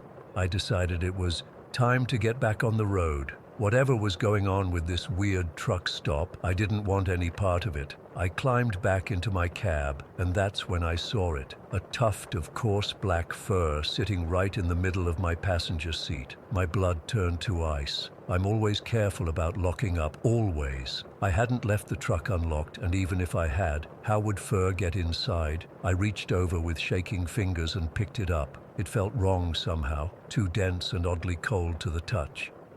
When I rubbed it between my fingers, it seemed to crumble into a fine ash that disappeared before hitting the floor. I looked up through the windshield and nearly had a heart attack. There it was, standing in the parking lot directly in front of my truck. The dog, the massive black dog with those burning ember eyes, staring right at me. The security lights from the truck stop illuminated it fully now. Its fur wasn't just black. It seemed to shift and move in ways that didn't match the still air, like smoke clinging to a solid form. Its head was lowered, shoulders hunched, and those teeth, Jesus. Those teeth were visible even from where I sat. I fumbled for my keys, hands shaking so badly I dropped them between the seats. I cursed, desperately feeling around for them as I kept my eyes locked on the creature. It took a step forward, then another, moving with deliberate slowness now. I couldn't find my goddamn keys. Sweat was pouring down my face as I groped blindly between the seats. The dog stopped about 10 feet from my front bumper. It raised its head and made a sound I'll never forget. Not a bark or a howl, but a deep, guttural sound that seemed to reverberate through the metal of the truck itself. Then it charged. I've seen what happens when deer hit a vehicle. I've unfortunately hit a few myself over the years, but this was different. The thing hit my front grille with enough force to rock the entire 18-wheeler. My truck physically moved backward, several inches from the impact. The dog didn't bounce off like a normal animal would. It clung to the front, those claws digging into the metal as it snarled and snapped at the windshield. I finally found my keys and jammed them into the ignition, turning over the engine with a roar. The dog leaped from the grille to the driver's side door in one impossible bound. It started clawing at the door, the metal actually buckling inward from the force. I could see its face up close now. Those eyes weren't just glowing. They seemed to contain actual fire, and its mouth opened wider than any natural animal's should, revealing row after row of jagged teeth. I threw the truck into gear and stomped on the accelerator. The tires spun and caught, and I felt a moment of resistance, like the dog was actually holding the truck in place. Then something gave way, and I shot forward, nearly clipping the gas pumps as I fishtailed back onto the highway. I drove like a madman, blowing through speed limits, constantly checking my mirrors for those burning eyes. My heart was hammering so hard I thought I might black out. I didn't slow down until the sky started turning gray with dawn, and I finally spotted signs for a proper rest area with other trucks and actual people. I pulled in and shut off the engine, sitting there for several minutes just trying to breathe. My hands wouldn't stop shaking. When I finally worked up the courage to step outside, I walked around to check my truck. What I saw made my stomach drop. Deep gouges ran along the driver's side door and part of the front grille. Not dents or scrapes, but actual furrows in the metal, like something had dug in with incredible force. They were arranged in sets of 4, exactly like claw marks. I took pictures with my phone, though I've never shown them to anyone.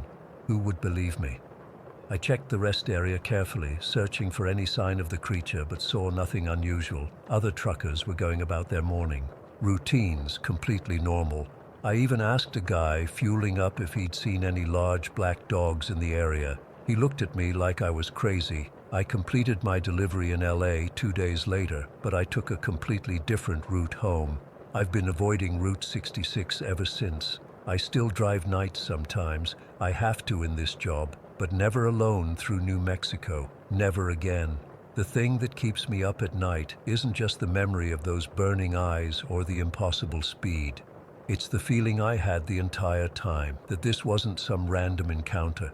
That dog was waiting for me specifically, hunting me. And somewhere deep down, I know it's still out there on that lonely stretch of highway, waiting for me to return. I still have nightmares about those eyes, and sometimes when I'm driving at night and check my mirrors, I swear I can see two distant points of red light, keeping pace behind me, no matter how fast I drive. Story 15. I've spent nearly 20 years working homicide in Alton, Illinois, and nothing prepared me for the case that still keeps me up at night. This was back in 2011, and I'd already seen plenty of grim scenes, but this one was different from the start. It began with Margaret Wilson, a 64-year-old retired librarian who lived alone in one of those neat little bungalows on the east side of town. Her daughter found her when she didn't answer calls for their usual Sunday brunch. At first glance, it looked like natural causes, an elderly woman who passed peacefully in her sleep. No forced entry, no signs of struggle.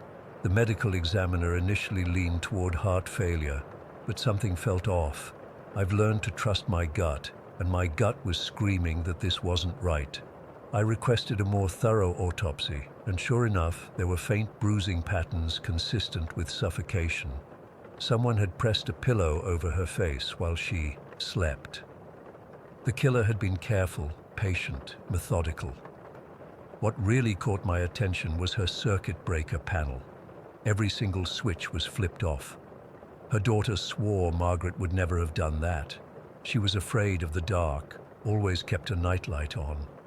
I made a note but didn't think much more of it at the time. Then, exactly 1 month later, Thomas Perkins was found dead in his home about 2 miles from Margaret's place. Another seemingly natural death that wasn't natural at all. Same method, suffocation with a pillow. And once again, all circuit breakers had been switched off. I started digging deeper, pulling utility records, interviewing neighbors. That's when the pattern emerged. Both nights had experienced brief, localized power outages between 1 and 2 in the morning. Just small clusters of homes, not widespread enough to trigger major responses from the power company. In both cases, the outages lasted less than 30 minutes. When Helen Grant became the third victim another month later, I knew we were dealing with a methodical predator. She lived alone, was in her 60s, and died the same way, suffocated during the night with all breakers switched off.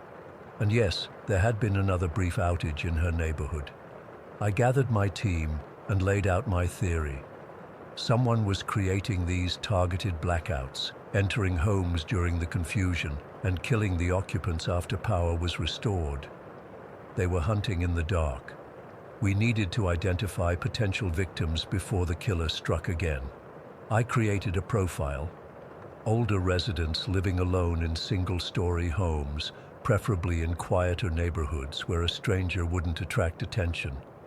We cross-referenced this with utility company records and recent service calls. That's when Michael Reeves landed on our radar. He'd been a line technician for Alton Electric for 15 years before being laid off 6 months earlier. His personnel file showed him as knowledgeable, quiet, and this caught my attention. Noted for his incredible memory of the grid layout and customer addresses. We put Reeves under surveillance immediately. For 3 weeks, nothing happened. Then last Tuesday night, our team noticed him leaving his apartment around midnight wearing dark clothes and carrying what looked like a utility worker's bag. He drove to a quiet residential area and parked several blocks away from where a woman named Elaine Carson lived. She fit our victim profile perfectly. We watched as Reeves approached a nearby utility pole, climbed it with practiced ease, and did something to the transformer.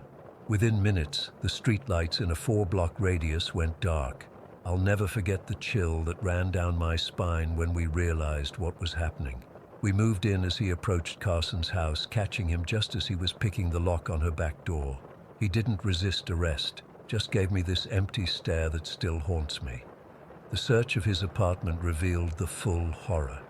He had a detailed map of Alton's power grid with dozens of homes marked. Photos showed he'd been conducting surveillance on his victims for weeks before killing them. We found trophies, Margaret's reading glasses, Thomas's watch, Helen's brooch.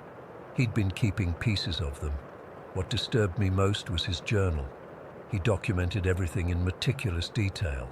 How he would create the outage, then enter the home during the confusion. But here's the truly twisted part. He didn't kill them right away. He would immediately locate and switch off their circuit breakers so that even when external power returned, their homes stayed dark. Then he would wait, sometimes for hours, perfectly still, listening to them fumble around in the darkness, bump into furniture, curse the power company. He'd hide in closets, under beds, behind shower curtains, all while his victims moved around their own homes completely unaware he was watching them. When they eventually gave up and returned to bed, he would wait until they fell asleep. Then he would emerge from hiding, stand over them for several minutes, just watching them breathe, before pressing a pillow over their faces. He was careful to apply just enough pressure to suffocate them without leaving obvious marks. Before leaving, he'd stage the scene to look like natural causes, taking only small mementos his victims wouldn't be missed immediately. During interrogation, Reeves was chillingly calm. When I asked why he turned off the circuit breakers, his response made my skin crawl. I wanted them to think the power had come back on everywhere else while they were still in the dark. I wanted them to feel isolated. I pressed him on why he waited so long before killing them. His answer was worse. I wanted them fully aware during their final moments. I wanted to be the last thing they ever sensed, even if they couldn't see me. We eventually linked him to 2 additional deaths in neighboring communities with the same MO, cases that had been ruled natural causes because no one had looked closely enough.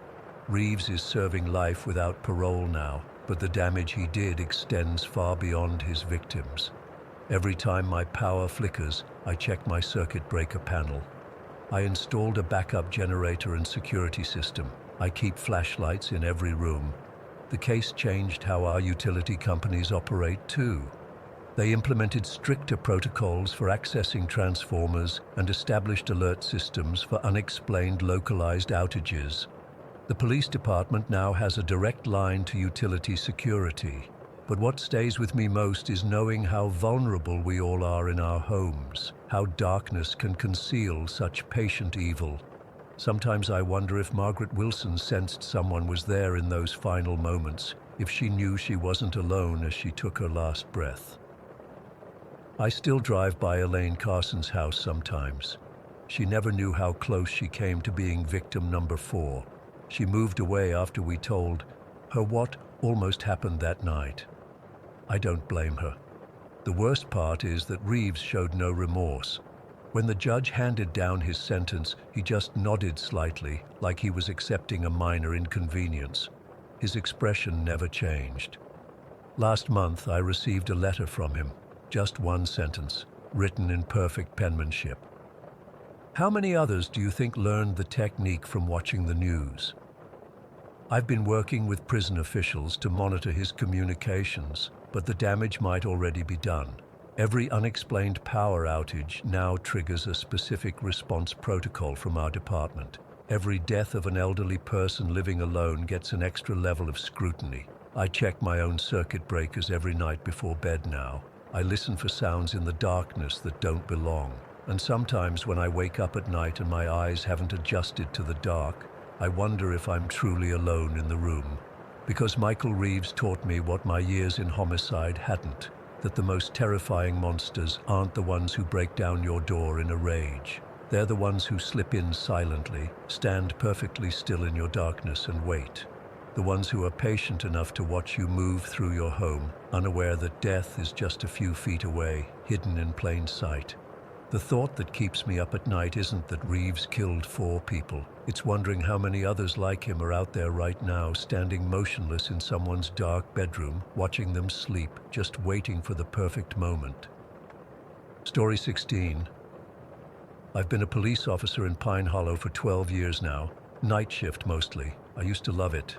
The quiet, the stars, the occasional drunk teenager to drive home, small town policing at its finest. But that all changed last October. I need to write this down somewhere because nobody believes me. Hell, I'm not sure I believe it myself anymore. But I know what I saw, what I heard, what I felt. It was just after midnight on October 17th. The temperature had dropped suddenly that week, and there was frost on the ground even though it was barely mid-autumn. I was doing my usual patrol route, stopping by the 24-hour gas station for coffee, checking on the old folks at Pinewood Retirement Home who sometimes wander out at night, that kind of thing. The radio crackled. Dispatch said they'd received a call about suspicious activity at 88 Willow Lane, the old Murdoch house. Caller reported seeing lights inside, possibly trespassers. I knew the place well, or at least its reputation. It had been abandoned for nearly 20 years after old man Murdoch died. His kids wanted nothing to do with it, and it just sat there rotting away at the end of Willow Lane. Kids always made up stories about it. Ghost stories, people going missing, strange lights, the usual stuff. I'd been called out there dozens of times over the years for reported break-ins, but it was always just teenagers looking for a spooky thrill or homeless people seeking shelter. Roger that, I responded, turning my cruiser toward Willow Lane. ETA 5 minutes. The road to the Murdoch house is basically a dead end. Willow Lane curves through a wooded area on the outskirts of town, and the house sits at the very end, where the pavement turns to gravel. As I drove, the trees seemed to close in around my car, branches scraping against the roof in the light breeze. I pulled up to the house at 12:23. I remember checking my watch. The house was a Victorian-style monstrosity, 3 stories of peeling paint and rotting wood. The front porch sagged in the middle like it was exhausted from holding up the weight of the place. What caught my attention immediately was the porch light. It was on, flickering, but definitely on. That didn't make sense. The electricity had been cut off years ago. I called it in. Dispatch, this is Harper. I'm at the Murdoch house. There's a light on, possible generator, requesting backup. Copy that, Harper. Jensen is tied up with a fender bender on Main. Can you confirm an actual break-in before we pull him? 10-4. I'll check it out. I shouldn't have gone in alone. That's what the manual says. But this was Pine Hollow. Nothing ever happened here. Nothing real, anyway. I approached cautiously, hand on my holster. The porch steps creaked under my weight, and I noticed the front door was slightly ajar. Not kicked in, just open, like someone had been invited.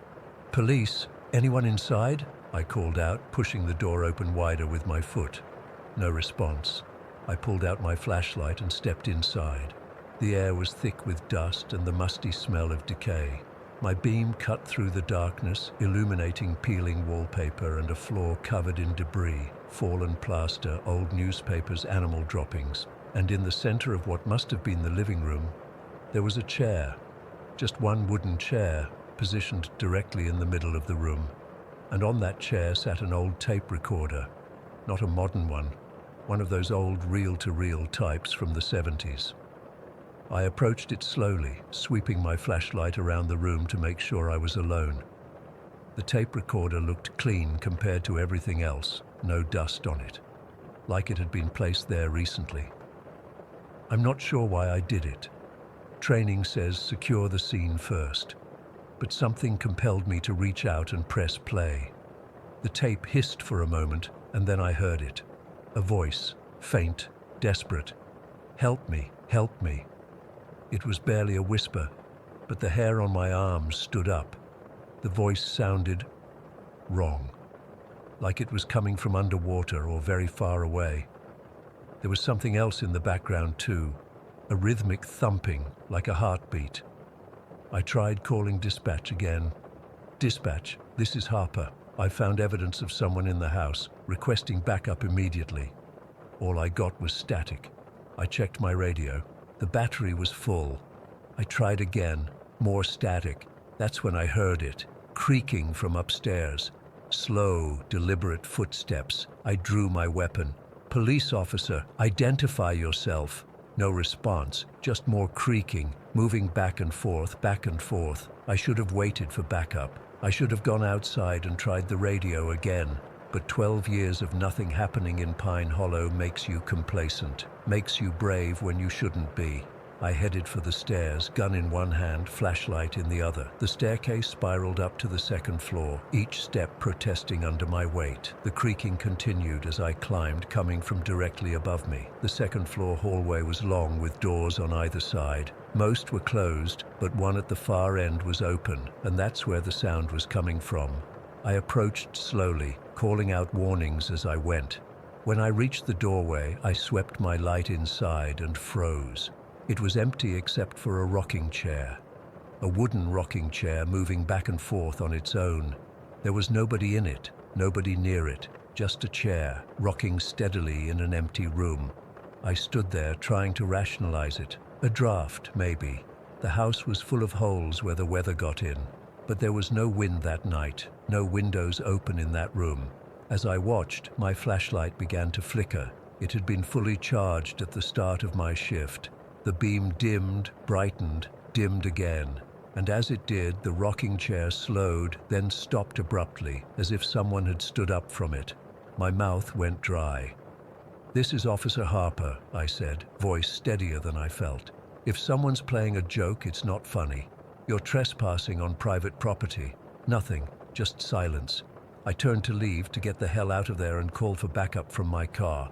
That's when the door slammed shut, by itself. No draft, no wind. It just swung closed with enough force to shake the frame. I lunged for the handle, but it wouldn't turn. I pulled harder, then tried to kick it open. It didn't budge. Then I heard the whispering again, the same voice from the tape. But it wasn't coming from downstairs anymore. It was all around me, coming from the walls, the ceiling, the floor. "Help me. Please, help me." The temperature in the room plummeted. I could see my breath forming clouds in front of my face. My flashlight flickered again, and in that moment of darkness, I saw it, a figure in the corner of the room. A shadow darker than the darkness around it, with eyes that seemed to glow faintly like dying embers. I blinked, and it was gone. But I felt something, a hand, ice cold, touching my shoulder from behind. The whispering grew louder, no longer just around me, but inside my head. Words I couldn't understand, in a language I'd never heard. My ears popped like I was changing altitude rapidly. I'm not ashamed to say I panicked. I slammed my full weight against the door once, twice, and on the third try it gave way. I stumbled into the hallway and ran, not looking back, just running as fast as I could down the stairs. In the living room, the tape recorder was gone. The chair it had been sitting on was gone, like they'd never been there at all. I burst out the front door, across the porch, and into the yard. My radio crackled to life as soon as I was outside. "Harper, do you copy? Harper, respond." Jensen's voice, concerned. "I need backup at the Murdoch house now." I gasped into the radio, turning to look back at the building. The porch light that had been flickering when I arrived was off. The house sat dark and silent. Jensen and Ramirez arrived 7 minutes later. I was sitting in my cruiser, door locked, watching the house. They found me pale and sweating despite the cold. We searched the house together, every room, every closet. There was no rocking chair in the upstairs room, no tape recorder, no chair in the living room, just dust and debris and the accumulated garbage of 20 years of neglect. "Maybe it was kids," Jensen suggested as we stood on the porch afterward. "They could have taken their stuff and run out the back when they heard you coming." "I would have seen them," I insisted. "And the door, it locked me in that room." Ramirez shrugged. "Old houses settle. Doors stick." They didn't believe me. How could they? We found no evidence of anything I'd experienced. The report concluded that unknown persons had trespassed, then fled the scene. But I know what I saw, what I heard, what I felt. It's been 3 weeks now. I've been on leave. Stress-related, according to the department psychologist. I haven't been sleeping well. Every night I dream about that voice. "Help me, help me." Sometimes I wake up and the room is cold, even with the heater on full blast. I've done some research into the history of the Murdoch house. Turns out old man Murdoch didn't just die there, he disappeared first, for 3 days. Then they found him in that upstairs room, in a rocking chair, frozen to death in the middle of July. The coroner couldn't explain it. There were others before him too. 3 previous owners, all with strange stories attached to their time in the house. Disappearances, voices, cold spots. I drive by the house sometimes, even though I know I shouldn't. I park across the street and just watch it.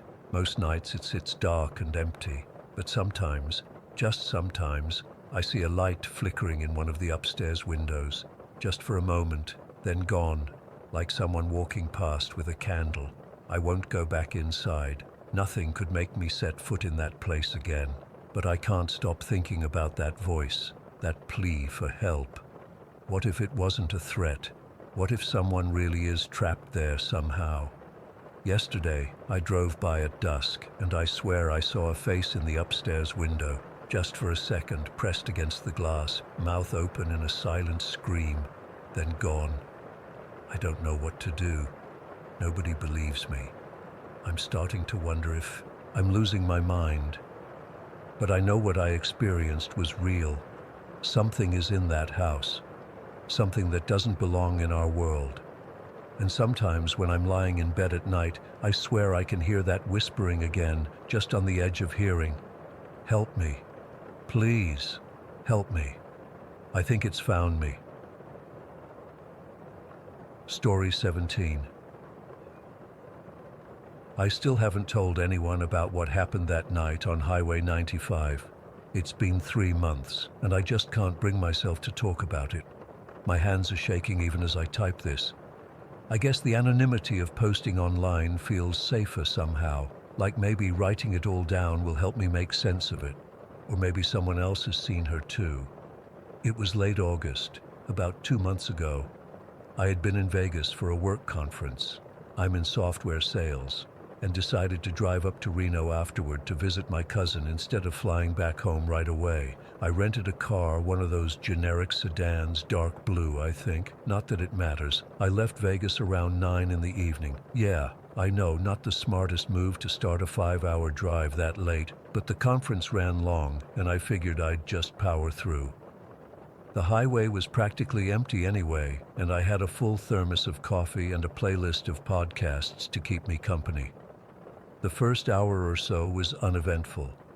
Just me, the open road, and the vast Nevada desert stretching out on either side. The moon was full that night, casting this eerie bluish glow over everything. It was beautiful in a desolate sort of way. I remember thinking how the landscape looked almost like the surface of the moon.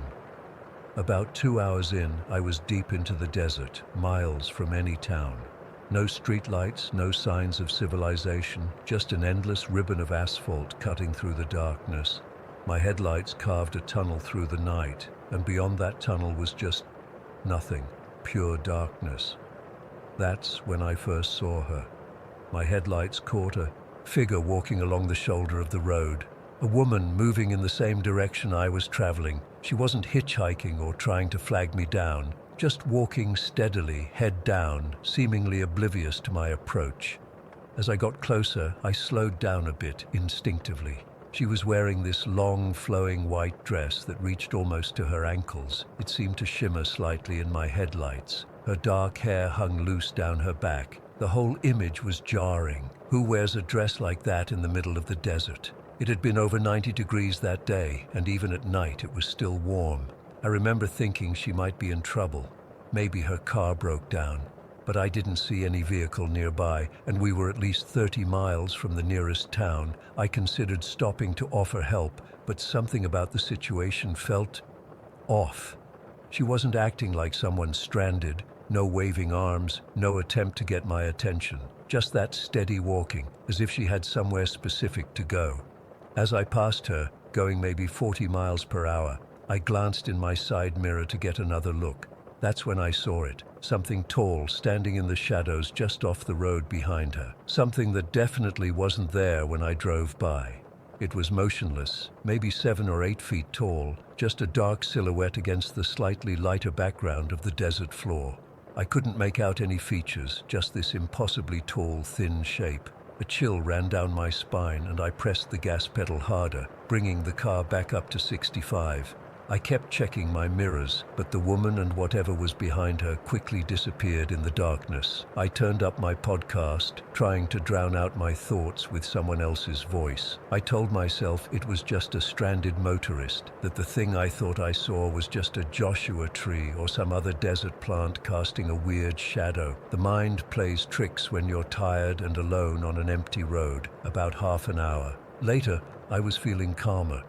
I'd convinced myself that there was a logical explanation for what I'd seen. Maybe she was from one of those small communes that supposedly exist out in the desert. Maybe she was just some eccentric person who liked midnight walks. Whatever. Not my business, and I was now miles away. That's when I saw her again. Same woman. Same white flowing dress. Same steady walk along the shoulder of the road. I nearly swerved off the highway in shock. There was no way, absolutely no way, this could be the same person.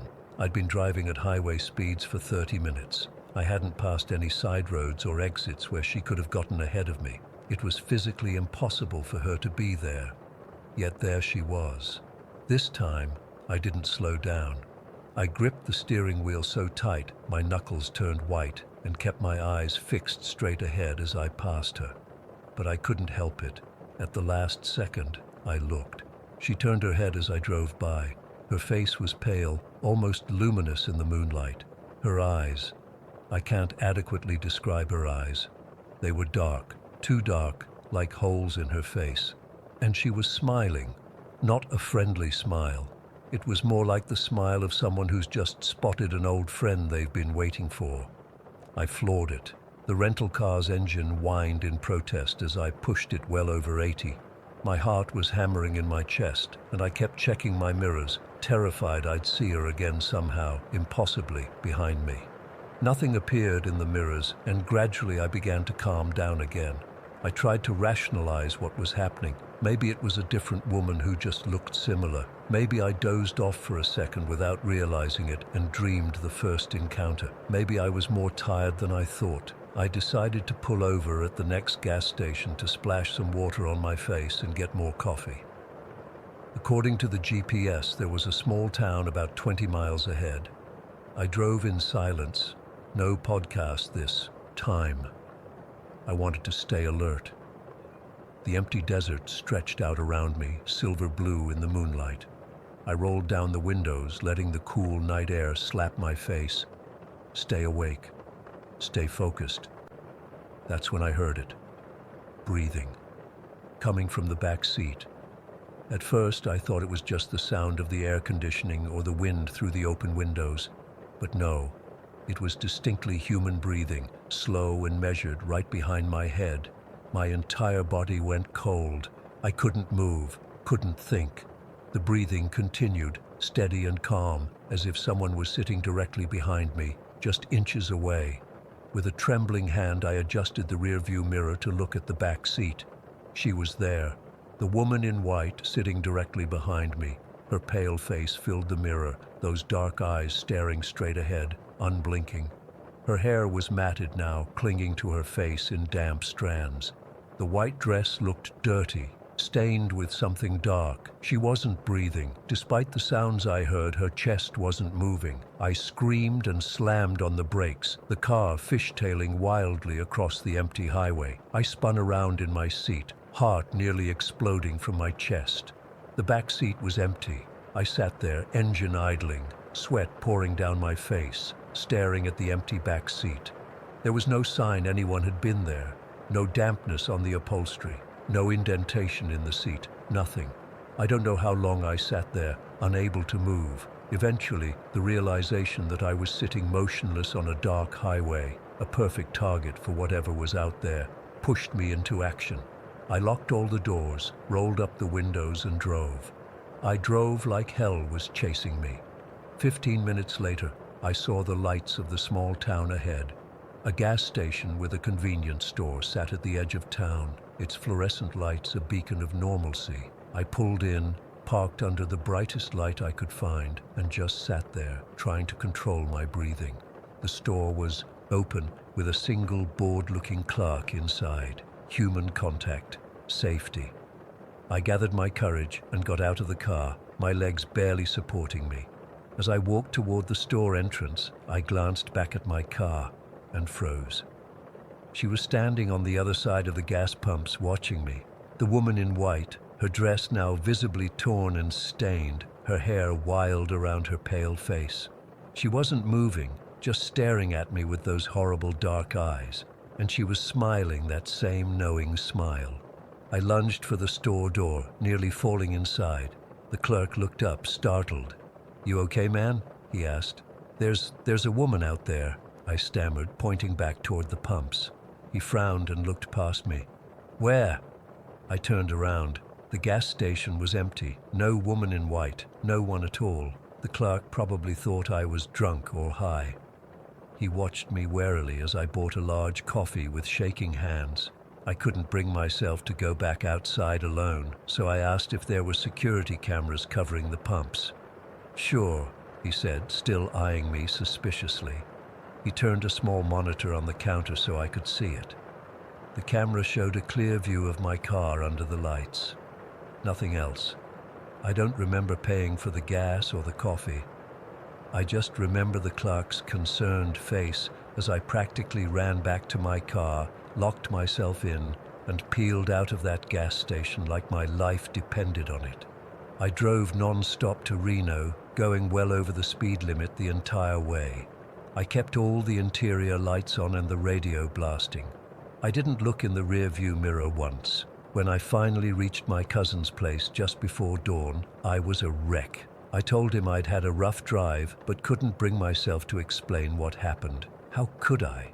It sounded insane even to me. I flew home 2 days later, leaving the rental car with my cousin to return. I couldn't face getting back in that vehicle. That was 3 months ago. I haven't driven at night since then. I've made excuses, rearranged my schedule, taken taxis, anything to avoid being alone in a car after dark. Because sometimes, just for a split second, I still catch glimpses of her in reflective surfaces. A flash of white in a window, a pale face in a mirror that disappears when I turn around, dark eyes watching me from the rearview mirror of whatever car I'm in. I don't know who she is or what she wants. I don't know if she was ever alive or if she's something that never was human to begin with. All I know is that she found me on that desert highway, and part of me believes she's still following me, patient and persistent, waiting for me to drive alone at night again. I won't. I can't. Because the most terrifying thing isn't seeing her. It's the certainty I feel deep in my bones that next time I won't just see her. Next time she'll take me with her, back to whatever stands waiting in the shadows of that empty desert highway.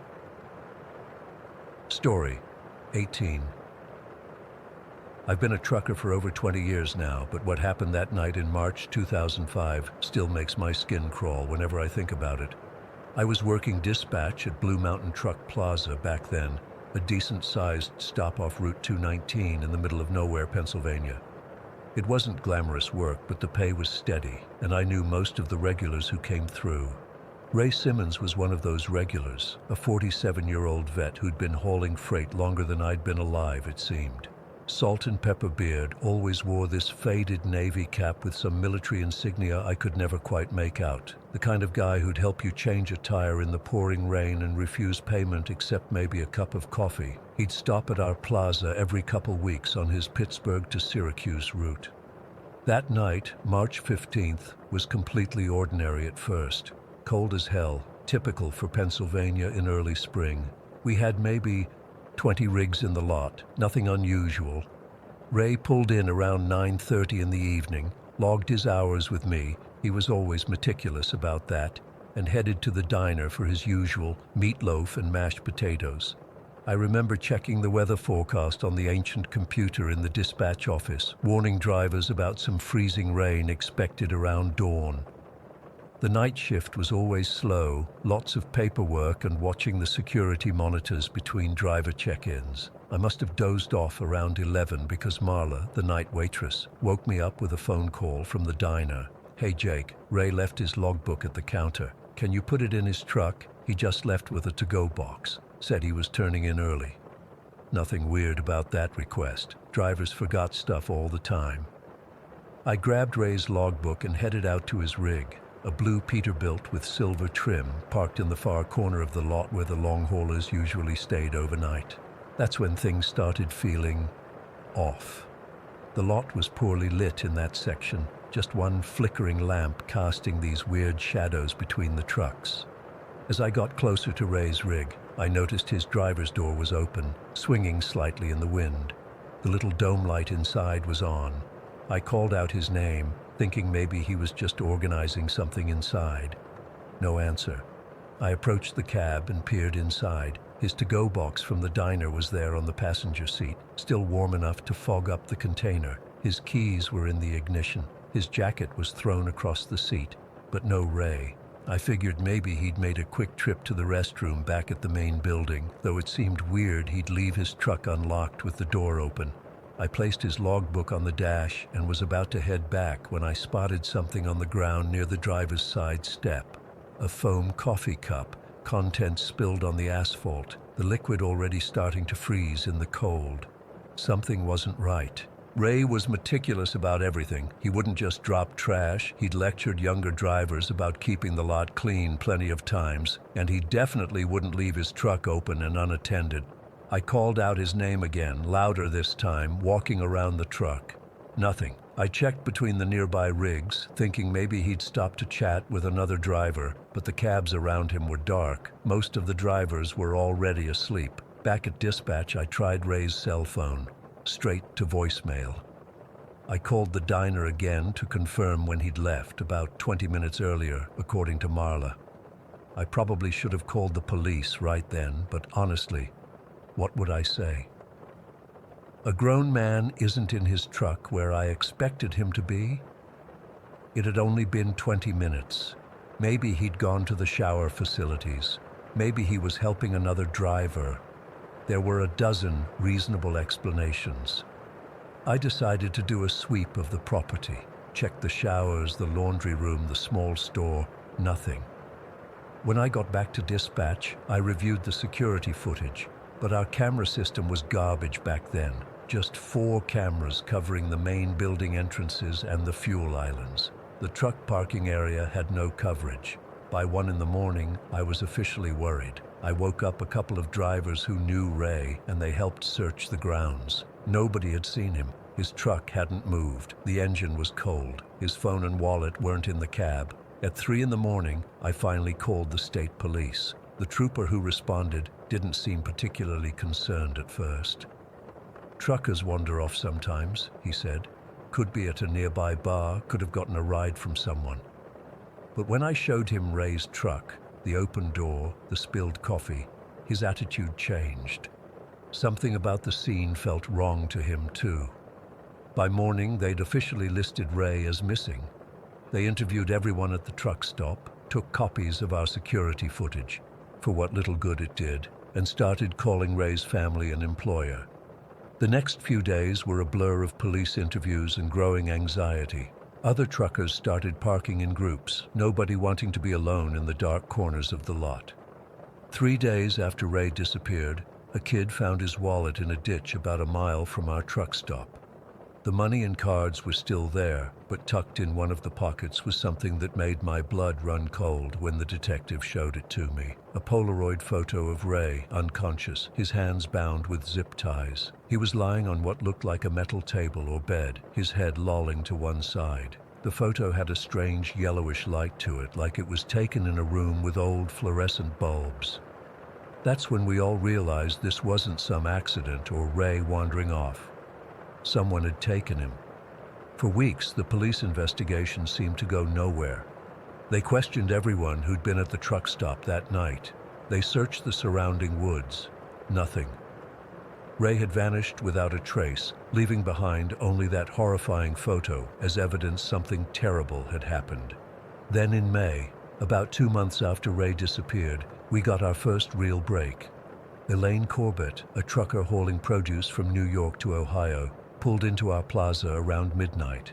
She was one of the few female long-haul drivers who came through regularly, tough as nails and sharp as a tack.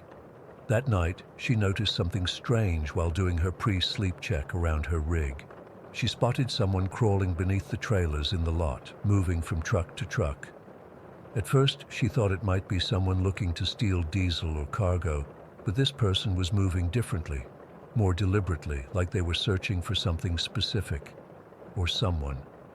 Elaine had the presence of mind to grab her phone and take photos. Later, when she showed them to the police and me, you could make out a man with what looked like some kind of pole, with a loop at the end, like those catch poles animal control uses to snare strays. The images were grainy in the low light, but clear enough to see he was methodically checking each truck, particularly ones where the cab lights indicated a driver was inside. Elaine had yelled at him and he'd scrambled away into the darkness beyond the lot. She immediately reported it to me, and I called the police. By the time they arrived, the man was long gone, but Elaine's photos gave them something concrete to work with. The police increased patrols around truck stops throughout the region. They warned drivers about the potential threat. But still, no direct connection to Ray's disappearance had been established until the crash. It happened on a rainy night in late May, about 30 miles from our truck stop. A car had swerved off the road and hit a tree. The driver, a 42-year-old local named Howard Keegan, was injured but alive. When emergency responders pulled him from the wreckage, they found something disturbing: a catch pole exactly like the one in Elaine's photos, zip ties, several syringes filled with what turned out to be powerful sedatives, and, most damning of all, Ray Simmons' ID badge from his trucking company. The police searched Keegan's home and found nothing unusual, but then they checked a property he had inherited from his uncle, an abandoned dairy farm about 15 miles from our truck stop. What they discovered there still haunts me. In a converted milk house at the back of the property, they found a room with a metal-framed bed bolted to the concrete floor. The bed had restraint points at each corner. There were bloodstains from multiple people, according to forensics, and there were notebooks, dozens of them, filled with surveillance notes on truckers, including schedules, physical descriptions, and notes about their habits. Ray's name was in those notebooks. So were the names of at least 7 other drivers who had disappeared from truck stops across Pennsylvania and neighboring states over the past 3 years. Keegan, it turned out, was a former trucker himself. He'd lost his commercial license years earlier after multiple DUIs. According to the investigators who pieced it all together, he had developed a methodical system for hunting truckers. He would watch them at truck stops, noting their routines. When he identified a target, he would follow them until they stopped for rest.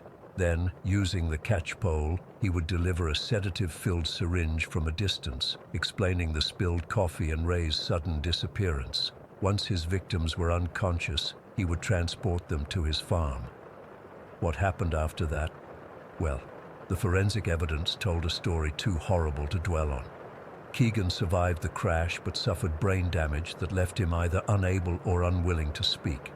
He never explained his motives or revealed how many victims he had claimed. But cadaver dogs eventually led searchers to a remote section of the farm where they found shallow graves containing human remains. Ray was identified through dental records. They found 4 other bodies too. Some had been missing for years. Keegan never stood trial. He committed suicide in custody in 2006, taking whatever twisted reasons he had to his grave. After what happened, truck stops across the country improved their security.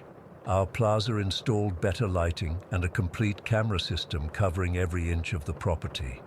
Drivers became more vigilant, often traveling in informal convoys and watching out for each other at rest stops.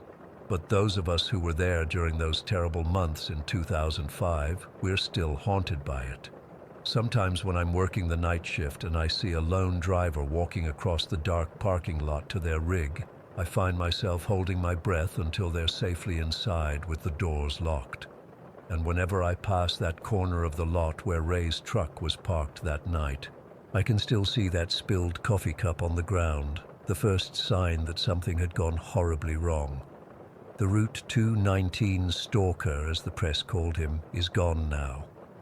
But for those of us who lived through it, the fear he brought never completely fades. Every shadow between the trucks at night still holds a memory of what happened to Ray and the others who never made it home.